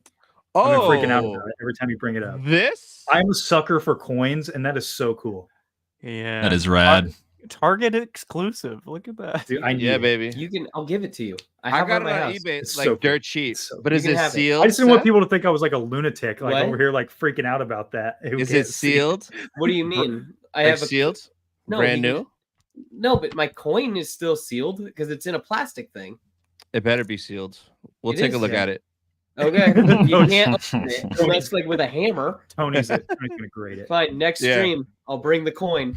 We'll the coin. It. Yeah. Okay, so what are we on? We're on 28. Yeah, guys. 29. 29. I got you guys. Yeah. Well, last two. And the epilogue. Don't get ahead of yourself, Connor. That's right. Just kidding. The epilogue is like 3 pages. Chapter 29, Palpatine and Plagueis get news from Valorum that he dispatched 2 Jedi to Naboo. So they start the invasion early and prepare Maul. Plagueis watches Maul and Palpatine convene on Coruscant. We are now really in the events of the Phantom Menace. Plagueis senses that this will be the last time Palpatine and his apprentice will see each other in person as master and apprentice. Yep. And then Pestage and Doriana launch a campaign to weaken Palpatine's rivals. And Palpatine plans on manipulating Queen Amidala to call a vote for no confidence. You know, stuff in the movie. But Palpatine meets with Dooku about the former's motivations, the latter's disillusionment, and then Anakin Skywalker about how they found him. That's the coolest scene. I think that's my favorite in the whole book. It's Dooku talking. Yeah, this is the one where they were talking about how they didn't want Dooku to become a Sith. They were scared of him becoming full Sith just to let him come to the dark side naturally because they didn't want to give him all that knowledge and power. Was that this chapter? I don't know. This moment that I'm referring to, it's Palpatine and Dooku talking, and they're talking about like their motivations for what's gonna. I can pull it up here in a second. I think what you're talking about might be the chapter after, gotcha. But it might be in the chapter and I didn't write it down. We'll see in just a second. But the last thing in this chapter is that Plagueis, now that he knows about Anakin Skywalker, he desperately attempts to meet Anakin, but narrowly misses him, panicking, wondering if his actions have caused their undoing, which we talked about earlier. It is very good. He's like, is Anakin Skywalker here or whatever? Yeah. Plagueis. Go ahead. I like the idea of him running out like in his bathrobe and slippers. Yeah. Like, we gotta find this guy. Like just running. You just missed him. there's like toilet paper on his shoe or something as he's running. Exactly. He's half shaved. He's got shaving cream on half of his face. Yeah. Chapter 30, Plagueis rushes to meet Palpatine at the Senate, and Palpatine is nominated for Chancellor. Plagueis watches Amidala, Anakin, and the Jedi leave Coruscant, but he has a vision of the future and declares that Qui-Gon must die to stop the boy from being trained. Yeah, dude, that's wild. That is wild. So good. Plagueis warns the other. I have it written that Plagueis warns other factions to leave the Republic. I'm not really sure what that was about. I'll check in a second. And Palpatine is why does it say? Oh, he's nominated for Chancellor, and then Palpatine is close to winning the vote. And then Palpatine and Plagueis attend the opera the night before the vote. We're getting into this short, guys. They retire to Plagueis' penthouse to celebrate and ponder the next morning's speech. Plagueis drinks too much, and he begins to doze off. Palpatine is about to leave, but and then when he's doing his monologue, Palpatine begins to leave, but then decides to electrocute his respirator, which disables it, and then he goes on a huge monologue, basking in his glory, like we were talking about, and then force chokes him to death. And I'll save the epilogue because it's very brief, but that's basically towards the very end of everything. Wild how fast this goes through Phantom Menace, but it's really cool. Because you can It watch really the movie. snowballs. So What'd you say? You can just watch the movie. You know what I mean? Like this is all just kind of that's why it snowballs. I feel like where it's just kind of like because like that you can just like they're just filling in those little gaps. So Yes. I'll just read this and we can kind of riff off this because this is huge, I think. So I love the idea that Plagueis is just kind of hanging out in like a speeder while they're all getting off the Qui-Gon Mall or Qui-Gon Mall, Qui-Gon, Obi-Wan, Anakin, Jar Jar. They're all getting off their speeder onto that platform to get on the Nubian starfighter. And I like that he's there for this moment specifically because what are they talking about? Is this because this is where they're talking training about him, right? This is where they're talking about the midichlorians. Midichlorians. So this is where Plagueis would have had. I just think that's interesting that is where Plagueis is present for is that conversation. It And gave so- me a chuckle. Yeah. Yeah, Sorry. it's Go very- ahead. I thought. Yeah. Go ahead. I was just going to read this section. So it's like, so he says, what Plagueis asked himself, what topic has summoned such an earnest look on Qui-Gon's face and such a confused urgency in the boy, clearly the midichlorians. Lifting his face from the macro binoculars, he stretched out with the force and fell victim to an assault of perplexing images, ferocious battles in deep space, the clashing of lightsabers, partitions of radiant light, a black helmeted cyborg rising from a table. By the time his gaze had returned to the platform, Qui-Gon and the boy had disappeared. So good. So good. You got a good narrator voice, man. Thank you. Ooh. You should do the audiobook for that. Yeah. It's so good. Check out Connor's audiobook. I used to announce sports, so. Oh, really? Oh. No, I was Little I fun was fact. chuckling to myself when I was reading that part, like not with the visions, but with how invested he is in the midichlorians, and he's like, "Oh, I wonder what they're talking about." You know, like of course he's there for that. I was like, man, Yeah, I that know, was right? good. Yeah, I just think that's so funny. But I think it's interesting that the vision he gets of Vader is that image, like because everything before that, like what is he seeing? Is he seeing the Clone Wars? Is he seeing the Galactic Civil War? But the Clash the of partitions of lightsabers? radiant light, that's the Duel of the Fates, right? Yep. I think Yeah. so. Or I would it say it's- be I would Death say Star. it's- Considering it ends with Vader rising from the table, I'm going to assume it's the Clone Wars. Yeah. It's just weird that it starts with Clone Wars, but then goes back to Phantom Menace, but then goes to. I What do you- thought the radiant You know- light was Mustafar because it's so bright from the volcano and everything. Like when you're looking at it, it's so orange and bright with all of the sabers and like the sabers going back and forth and all of that. I always thought the flash this? of light was Mustafar thought it was because that. you're right, Connor. It goes from Clone Wars to Vader, so I just always assumed the thing in between. I would just be I don't know Battle of the way Mustafar. that that's worded is partitions of radiant light. Like a partition is yeah, like the those red force fields, things, right? Yeah, I don't know. That's I could be either. I don't know. I mean, I think they're intentionally vague, except for took the it last as- part. I took it as Anakin Obi-Wan's clash of lightsabers, and then Vader's the thing that rises from Correct. the table. Yeah. Yep. Well, that's cool. The last image. Oh. Yeah, I yeah. this Dude, one it's is not definitely because like when now that I'm thinking about it, when I was originally reading it, I thought it was him getting up from a table. No, Yep. it's him rising from the Correct. table. Yeah. I love this. Mm. Can we pull up this comment from the chat from Yeah. Joanna in our chat? It's crazy that vision is what causes him to order Qui-Gon's death because I took it as he doesn't want it to come to pass, but by killing Qui-Gon, he solidifies that future. I mean, like exactly. Anakin. Yeah, I mean, it's self-fulfilling prophecy. Like that is tragedy, right? Like that, like Greek tragedy is that's an element of that genre of storytelling, is that by trying to avert prophecy, you end up fulfilling it. Yep. But yeah, she's right. Like, I mean, at the very end of that page, the boy would change the course of history unless Maul had to kill Qui-Gon to keep the boy from being trained. Qui-Gon was the key to everything. And I think this begs the question, what came first? Lucino coming up with the interpretation of the Duel of the Fates, or Dave Filoni? I would assume David had read it at that point. That's what I'm thinking. Is like that interview had. I wonder if he had read this book. And I think it's a George thing.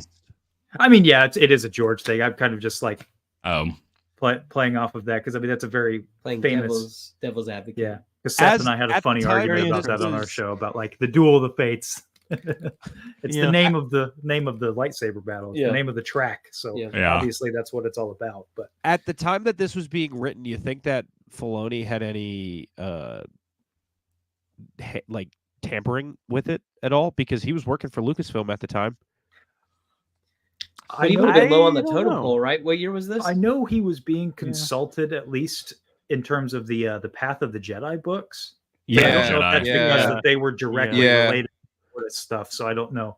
That's what I mean, is like if he was already being asked questions about other things. This is 2011 is when it came out. It came out same year. Well, I thought that was pre-Mortis. I thought Mortis was 2012. Yeah, but they worked on it. They like had 2-year lead times. Okay. Yeah. I don't think he was really at that. He's still low on the totem pole, right? Yeah, because I mean, only just recently is he now like creative exec, right? Yeah, I mean, they'd be on season 3 at this point of Clone Wars. I just think it only comes into question because there's that interview. I don't know if you guys have heard of now I'm forgetting his name. One of the 3 writers from the Path of the Jedi series, they collaborated directly with Filoni. Back and forth. And that same time, the first book came out in 2011. So that's why I mean, I asked, just because I know, especially like that, and then you look at like the sequels and Filoni having talks with Rian Johnson about like, oh, what about this and what about this, and it's all, there's always like a weird looming Filoni like peeking his head in the door, be like, hey, what are you guys talking about? I think he was kind of in an advisory maybe capacity. There it is. That's awesome. The Filoni partner. Yeah. Howdy. Anyway. Were you saying something, Seth? Howdy. Oh, all right. What's up? All right. Anyway, on to the cool stuff. We get some and he killed him in his sleep. Yeah, there's like guys, because like he just sits there and takes it. Yep. Like, because like the book has shown that if he needs to cut loose, he'll cut loose. But he's so confident, his own hubris. I can weather the Force storm, if you will. Mm-hmm. And he cannot. Yeah. His body gives out on him. Well, he is also drunk. So I see it as like drug with power. Plagueis finally it's the consequence of the lesson. They did win, and so now he lets his guard down. He lets his guard down. The respirator gets zapped, and he's drunk. Yeah. Also, it is implied Chewbacca's bowcaster. It is. That's why he wasn't as. It's the same. It's also implying it does. I mean, Plagueis. I mean, Palpatine kills Plagueis by choking him. It's also implied that he's like choking him this entire time. But what? Yes, Seth. It's another respirator Palpatine's lightning destroys. Yeah. Like Vader. Yeah, I thought he was choking. I thought he was choking because the respirator got zapped. Yeah, yes. He attacks the respirator. Yeah. But just back on like this recurring thing of the dark side saying, hey, do this. Palpatine was going to leave, and it says, again, his eyes darted around the room, and the dark side whispered, your election assured, the sun guards absent, Plagueis unsuspecting and asleep. Yep. And then he moved in a blur. It's very like I just love the dark side just kind of going. It's just like the rocks in chapter 1. Now's the time. Yeah. There's Zinchi 8 minutes ago, he put a comment, and I'm trying to see if this is in the book or if he just did this. This sounds familiar, but he said he reaches for his coat and the dark side taps him on the shoulder and reminds him of his debt. I think that's kind of just like the Grim Reaper sort of deal. I don't remember that. Oh. Like that's a very good metaphor. He does stop at the door, doesn't he? Though, and look. He does. No, I mean Cole referenced it. I mean, it's exactly what happens. But yeah, I think that's kind of the. I like the idea of the Force. Calling it the dark side is interesting. Like it's an unreliable narrator type of thing. It's nasty. Yeah. But I like the idea that it's not just the dark side. It's like the Force itself is telling him, hey, Plagueis has got to go so that Anakin can rise and Darth Vader can come and Luke can then say Vader and the galaxy can get reset. That like the Force is playing the long game. And if it needs to Palpatine to believe that it's the dark side, then so be it. But yeah. And it's interesting that it's phrased as the dark side instead of saying all that. It's just like, you could win if you killed him right now. You'd be on top if you did this. It's the same. Yeah. I mean, it's the same thing that happens with Plagueis when he kills Tenebris. It all goes back to the rocks. The rocks, man. The rocks. The rocks. The Dwayne Johnsons. I also see it as like I also see this moment as like Plagueis has built his entire life up to this, like being able to save himself from death, and it really is ironic. I mean, it is like. Yeah. All it takes is one slip up and you're done. Like that's it. It doesn't matter how much work you put into it up until that point. It was always a futile task because you cannot continue that. Like, yes, you might be able to keep your life force going, but your mind can't keep up with it, and all this eventually something will give and then something will take advantage of that. I do like this line right here. Sidious side, a tragedy, really, for one so wise. Yeah, it's like okay, Dr. Seuss. Like I think Lucino is really Lucino does it. Like I feel like what he did was he wrote out a bunch of lines he wanted in this book, and was like, okay, where does this got to go? Because there's a few things. Like there's one I didn't mention it earlier. It's in a chapter they're talking about the Rhodians. And they mention how like the Rhodians always shoot first or something like that. They say that? I did not pick up on that at all. I'll find it. Well, you guys talk for other stuff. I got a second. Can you bring up the most recent comment in the audiobook? It was very cool because the narrator used the voice that sounds very familiar to Plagueis to push Palpatine to kill Plagueis. It's like what you guys were saying earlier, where like it was a voice when Plagueis spoke, it didn't sound like Plagueis. And it reminds me of Palpatine in Revenge of the Sith, where like all of a sudden, like he crowns Darth Vader, and then he's like, "The Force is strong with us." Like it's literally the dark side is speaking through. Yeah, him that's now, true. Rather than I thought of that.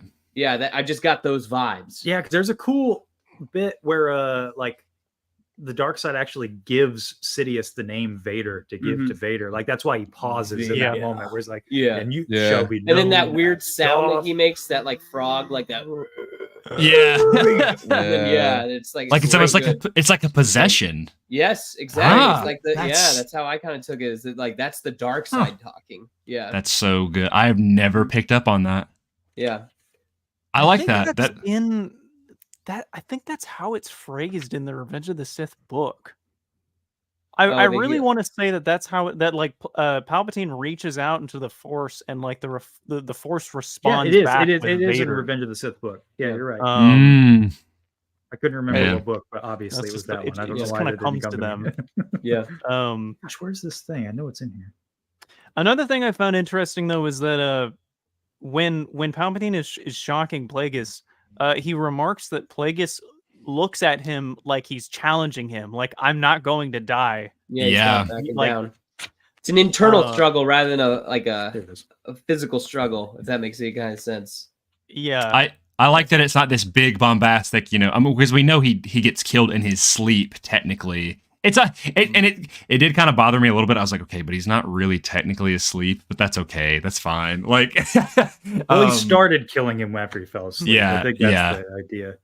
I mean, he says it in the scene. He's like, he's just like, and then his apprentice tried to kill him in his sleep, and then he woke up, and his apprentice shocked him again, and he knocked out, and then he got back up. And then... Wait, is this you? And then they had a stare off, and I yelled. I mean, he yelled for a bit. And by the way, just because this is a great time to mention this, that is one of the more brilliant parts of Revenge of the Sith, and all of Revenge of the Sith is brilliant, but that part, the fact that they were able to come up with this entire book is based off of one scene in Revenge of the Sith, and I think that is so cool. And Ian's performance during that, where you know, it's never explicitly told to you that that's his master, but you just know that. I think take that for granted because we know as Star Wars fans, but it's all just inferred by Ian's performance, and I think that's so great. I did find that thing, by the way, real quick. Palpatine laughed to himself. Anaconda Farr thought of politics the way his Rhodian brethren thought of bounty hunting. Shoot first, ask questions later. Yeah, I remember that. That's so funny. As the Rhodian's not about bounty hunting, McClunky. Yep. Was so funny. Connor, was that scene you're talking about this? Did you ever hear the tragedy of Darth Plagueis the Wise? No, it's the one after that. Yeah, it comes okay. I don't have that yet. We'll have to get the full arsenal. This just makes me want to watch Revenge of the Sith. Right? Watch party. I do have right now. That's me. We're gonna crack that open. Look at the coin. I do. Thinking about it. I do want to read what Palpatine says though, just as he's about to kill Plagueis, because it's just a really good monologue. If that is okay. Sure. Like the whole thing? It's. I mean, just no. It's just this. Okay. Okay. Gotcha. I have 10 pages or something. I do have a quick question after every. No, not the whole thing. I'm just going from the very beginning. But okay. Go ahead, Seth. Mine's not important. I just what? No, I'm realizing it's a long monologue. I don't need to do it. Go ahead. Okay. I just was curious what you guys thought about this like verbiage of a force storm, because like Love it. We've heard because in Dark Empire the comic, like Palpatine accidentally like conjures a force storm and that's what destroys his ship, and it's like here they're in an apartment and Plagueis conjures a force storm, doesn't he? Basically. Yep. Yeah. But they say like a force storm. Does anybody played the PS2 Force Unleashed game? Yeah. Yes. Specifically on PS2 there is a move called it is called Force Maelstrom, and it's in this very brief proximity, and when you do a certain input you like swirl everything around you and like electrocute stuff in its proximity, and that's kind of how I envision in this apartment. It's just in this contained space, things are getting blown around and he's So like the only thing I can think of in the trilogy is like when Palpatine dies, like it's literally like a hurricane for a moment. Yep. There is a force storm because that's his soul leaving his body, basically. Yep. I just don't know.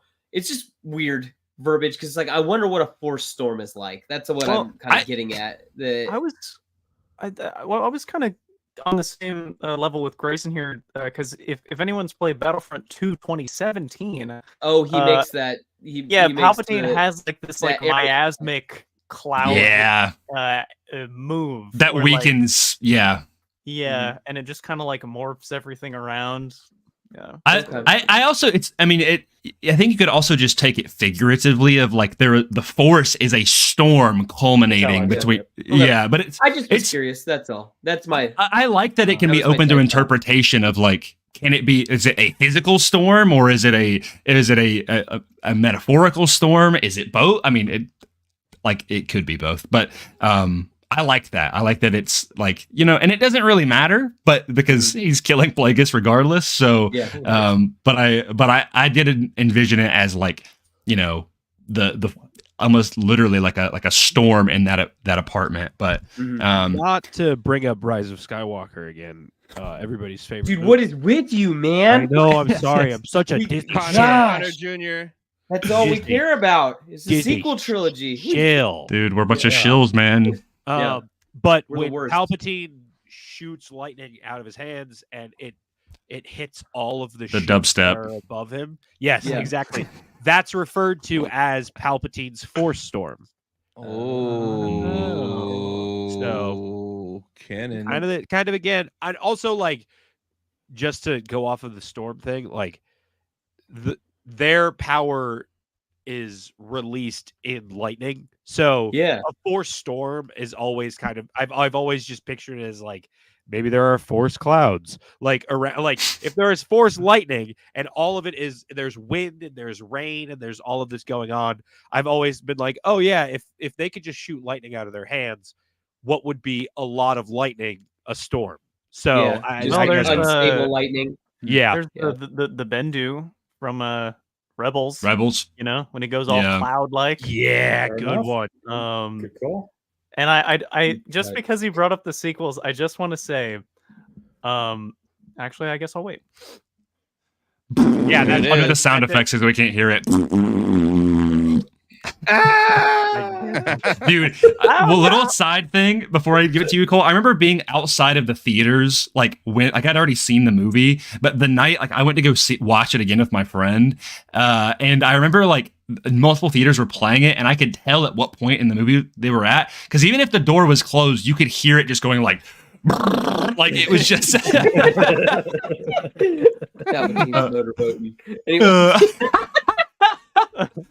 What were you gonna say, Cole? Well, just on the topic of the sequels, when Plagueis has those visions, and it said partitions of light, it would be really cool if that was like soft retcon to being Starkiller Base's lasers. Because that's like, pure solar energy, yeah. Like the of lightning. I don't know. That'd just be wild. Because it made me think about the Death Star, but I was like, well, that's only one laser. But all the lasers. Man, all the lasers. So how do we make it better? There's a bunch. Yeah. Can wipe out a bunch of planets. What's cooler than a Death Star? What's cooler than 2 Death Stars? Cooler than a big Death Star? A lot of them. Yeah. All at once. On Star Destroyers. On Star Destroyers, yep. Everybody's but Tony, I wanted to before we wrap this up, I wanted to when Dooku and Palpatine are talking, that's how they find out about Anakin, right? That's like that's how they discover it. But I was trying to figure out when there is a point where Plagueis and Palpatine do talk about Dooku, but I do not. We went through it earlier, and I don't remember where that was. Where they're kind of talking about like him as a backup option. Yeah, I just remember a part where they were like, "Don't let Dooku become a Sith. That he'll be too that like they were like worried he would be too powerful with it, and they were like, just let him come to the dark side on his own, and everything will play out like how it should." And I just thought that was just so interesting to hear that about Dooku. Dooku is one of the is the few that Dooku is awesome, Seth. Oh wait, because you like Dooku better than Maul. I do like Dooku better than Maul. I go back and forth, bro. No. I go back and forth, man. Oh, was that the thing that broke your back? Is that my?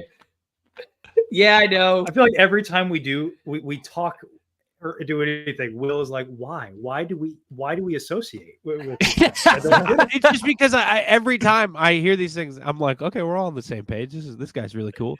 And then I get to the point where it's like Connor or Seth will just be like, yeah, that guy sucks, huh? And I'm like, what? Okay. I'm not saying he sucks. He's just better than Maul. You will like that. That's the meme where it's like you'll say, yeah, I just don't think, I don't know, like he's all right. And like, so you hate him. Okay. That earlier where like, I really don't, I really like cheeseburgers. So you hate hot dogs? Like It really is how it be. Yeah.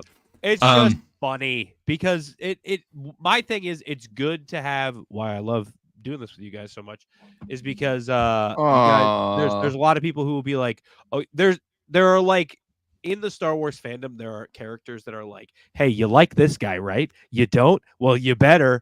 And a lot of times when we speak about stuff or certain things where, like, I really don't like Grogu, but there are a lot of people who do. It's just nice to see you what people who, shoot I me. I don't like Andor. It's just nice that when the opinions come out of the preferences and the things that we do and don't like, to have the sounding boards off of, okay, and why? You know what I mean? Yeah. Because a lot of times you guys are kind of right. And Seth, I'm not going to disagree with you. If I had to choose between Maul and Dooku, I like Dooku more too. But I'm not saying Maul's bad. Hey, I'm I not like saying this. he's bad either. good I just time. think that he looks cool. Will, you want to hear Uh-huh. what Seth did on our lightsaber battle tier list? When Yeah. we got to Qui-Gon versus Maul in the desert on Tatooine, he said, "Oh, you mean 2 D-list characters duking it out?" Oh in the yeah, I, desert?" I think I jumped off in chat when I was like, Oh my whoa, God. whoa, whoa, whoa. That was Oh my insane. God. Yeah, that was Blasphemy. I was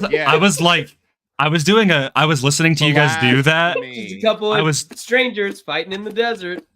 Some men just want to watch the world burn. Yep.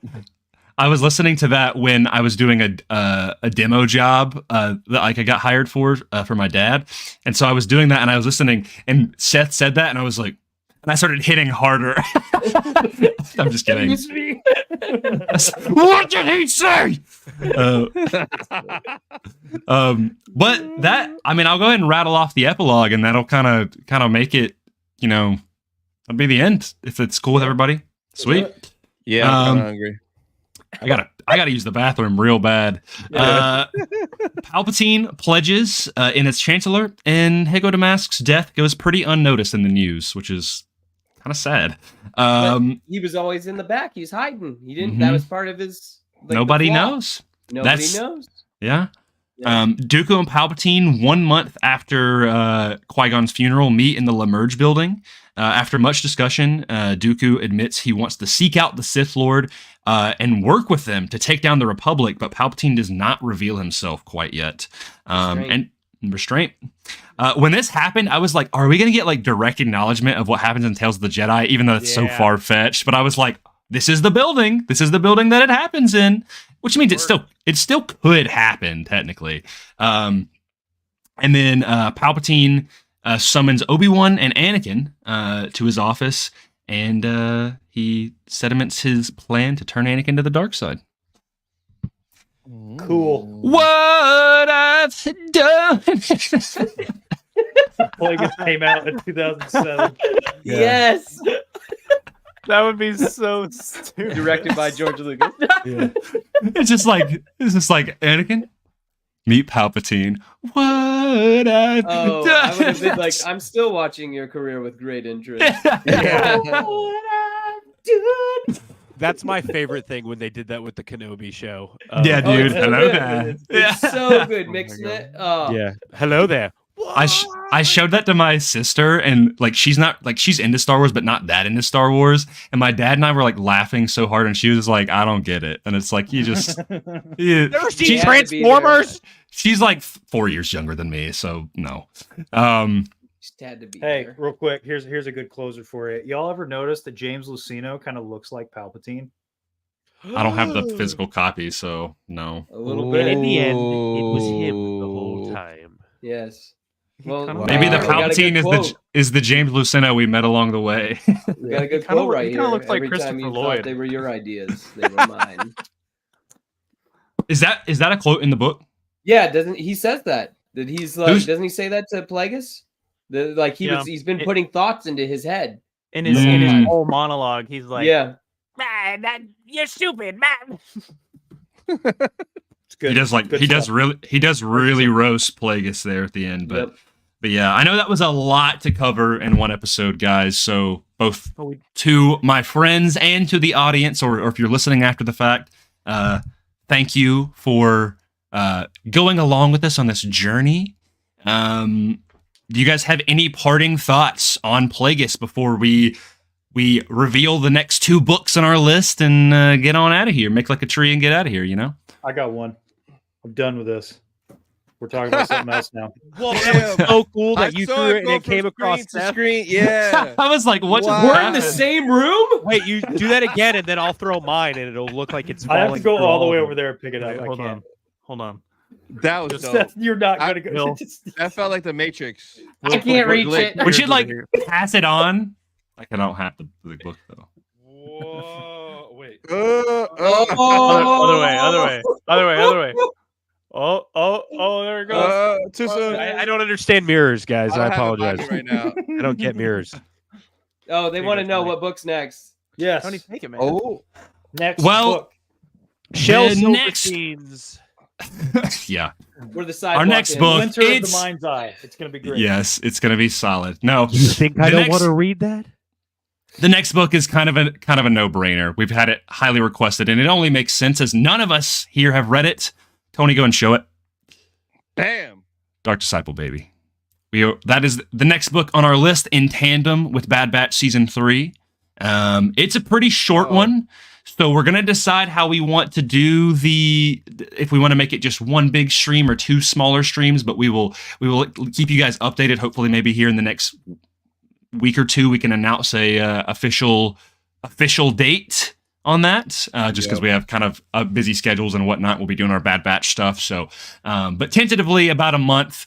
Just get on reading. And what? Why? Why is the? I'm Why do Quinlan you have Voss. the tape? I'm Oh, you're Quinlan Quinlan Voss. Oh, yo! Wait, Tony, play the clip. Oh, hold on. So you're who? Quinlan Voss.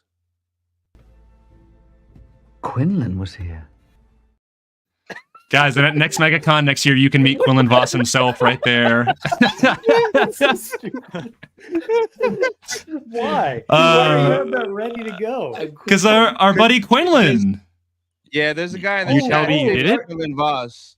So every You just time he have that comes ready in, for him? That's so awesome. You just every have that time ready he for comes, him? yep. Every time he That's comes in, I great. play that right He He away. was that. actually here earlier. He was I here saw him earlier. I just didn't What know that's book? why you have that ready and teed up. That's so funny. Yep, just for him. Every Well, stream. The next book after Dark Disciple will be a brand new book. Well, we're about to tell you, if you're still here, Quinlan, this was a while ago. It will be the Living Force by John Jackson Miller, which releases at the very beginning of April. So whether we do Dark Disciple in 2 parts or 1 part, that will be the next book that we do. So we'll be doing a brand new book all together. And it should be a good time. What's the Living Force? What is the Living Force? Yeah. Well, it's an energy field created It by all surrounds living everything. things. Just for people who don't know. I actually don't have a clue. What's this book? So What about it is. I know you're excited about it. I am very excited about it. It's written by John Jackson Miller. It is set right before the Phantom Menace, and it So is this book. yes, but it's about the Jedi, Okay. it is basically, for lack of a better term, the final like big mission that the Jedi does before like the Clone Wars, before the Phantom Menace and everything. Oh, And yeah. They like it's all of them, right? so it's the entire Jedi Council and also Qui-Gon and Obi-Wan. There's my dude. Who, My Kiadi dude. Mundi? No, Daddy the one with Moody? who's got the long neck. What's his name? The Yaddle. Yarl Poof. Yeah, Yarl Oh. Poof. We got that's my Evan dude. Peel, we got Yaddle, we got Adi Gallia, we got Kiadi Mundi, we got Stacey Tin, we got the freaking Apo Rancisis, we got Aegon Kolar, we got Plo Koon, we got Depa Balaba, Mace Windu, Yoda, and Yaddle. Brother, what in the world? Why can you rattle all those off? Like Because I'm a Star loser. Wars- I'm a Star Wars nerd too, but I don't know all those It's guys. impressive. If you want to know the lore of why I know Apo Rancisis, it's because it was my Twitter handle for a long time. Dude, Apo Rancisis is actually one of my he's one of my favorite obscure Jedi. He's like in nothing though. And I know. Robot, I just think I think it's because of Gindis. He just looks weird. He does look weird. in Robot Chicken, Yarl Poof calls him Dogface. I love it. Let me pull up the synopsis for the Living Force just real quick. The pizzas. In, leads to anger, and anger leads to never letting anyone else talk. It's so good. And then him in the Death Star cantina giving him, you forgot crackers. Here it is, Grayson. I got it right here. We'll see which one you're doing. Yeah, there you go. I've got it right here on Google Books. Yes, we do. In the Coral year before the Phantom Menace, Yoda, Mace Windu, and the entire Jedi Council confront a galaxy on the brink of change. The Jedi have always traveled the stars, defending peace and justice across the galaxy, but the galaxy is changing, and along with it, the Jedi Order. More and more, the Order finds itself focused on the future of the Republic, secluded on Coruscant, where the 12 members of the Jedi Council weigh crises on a galactic scale. As yet another Jedi outpost left over from the Republic's golden age is set to be decommissioned on the planet Quinn, Qui-Gon Jinn challenges the Council about the increasing isolation of the Order. Mace Windu suggests a bold response. All 12 Jedi Masters will embark on a goodwill mission to help the planet and remind the people of the galaxy that the Jedi remain as stalwart and present as they have been across the ages. But the arrival of the Jedi leadership is not seen by all as a cause for celebration. Warring pirate factions have infested the sector in the increasing absence of the Jedi. To maintain their dominance, the pirates unite, intent on assassinating the Council, and they are willing to destroy countless innocent lives to secure their power. Cut off from Coruscant, the Jedi Masters must reckon with an unwelcome truth that while no one thinks more about the future than the Jedi Council, nobody needs their help more than those living in the present. Cool. Wow. Some pirates. Very cool. So yeah, I think it's a book that's really highly anticipated in the Star Wars community, and so Dark Disciple is kind of a quick and easy read. I think it's only about 300 pages. Go ahead and grab a copy or get one digital copy or whatever. And yeah, we will keep you guys updated with it, like the next week or two on what we're going to be covering and when the stream will be. But for now, just go and start reading because that's what I'm going to do. Yeah. Guys, Yeah. It's been an honor. This has been a great series of streams. I'm very excited for our next book and the books beyond that. So, yeah, thank you guys all for listening or watching wherever you are, and thank you from my friends for just doing this because it's a great. I know it's a long 3 hour span, but I really enjoy it getting into the weeds with it. So yeah. Flies. All right. Yes, and thank you everybody in the chat as well. We appreciate you guys. Thank you. All May for the being force be here. with you. May the force be with you. Always. Thanks, Rich. Bye, guys. Citizen. Obi-Wan!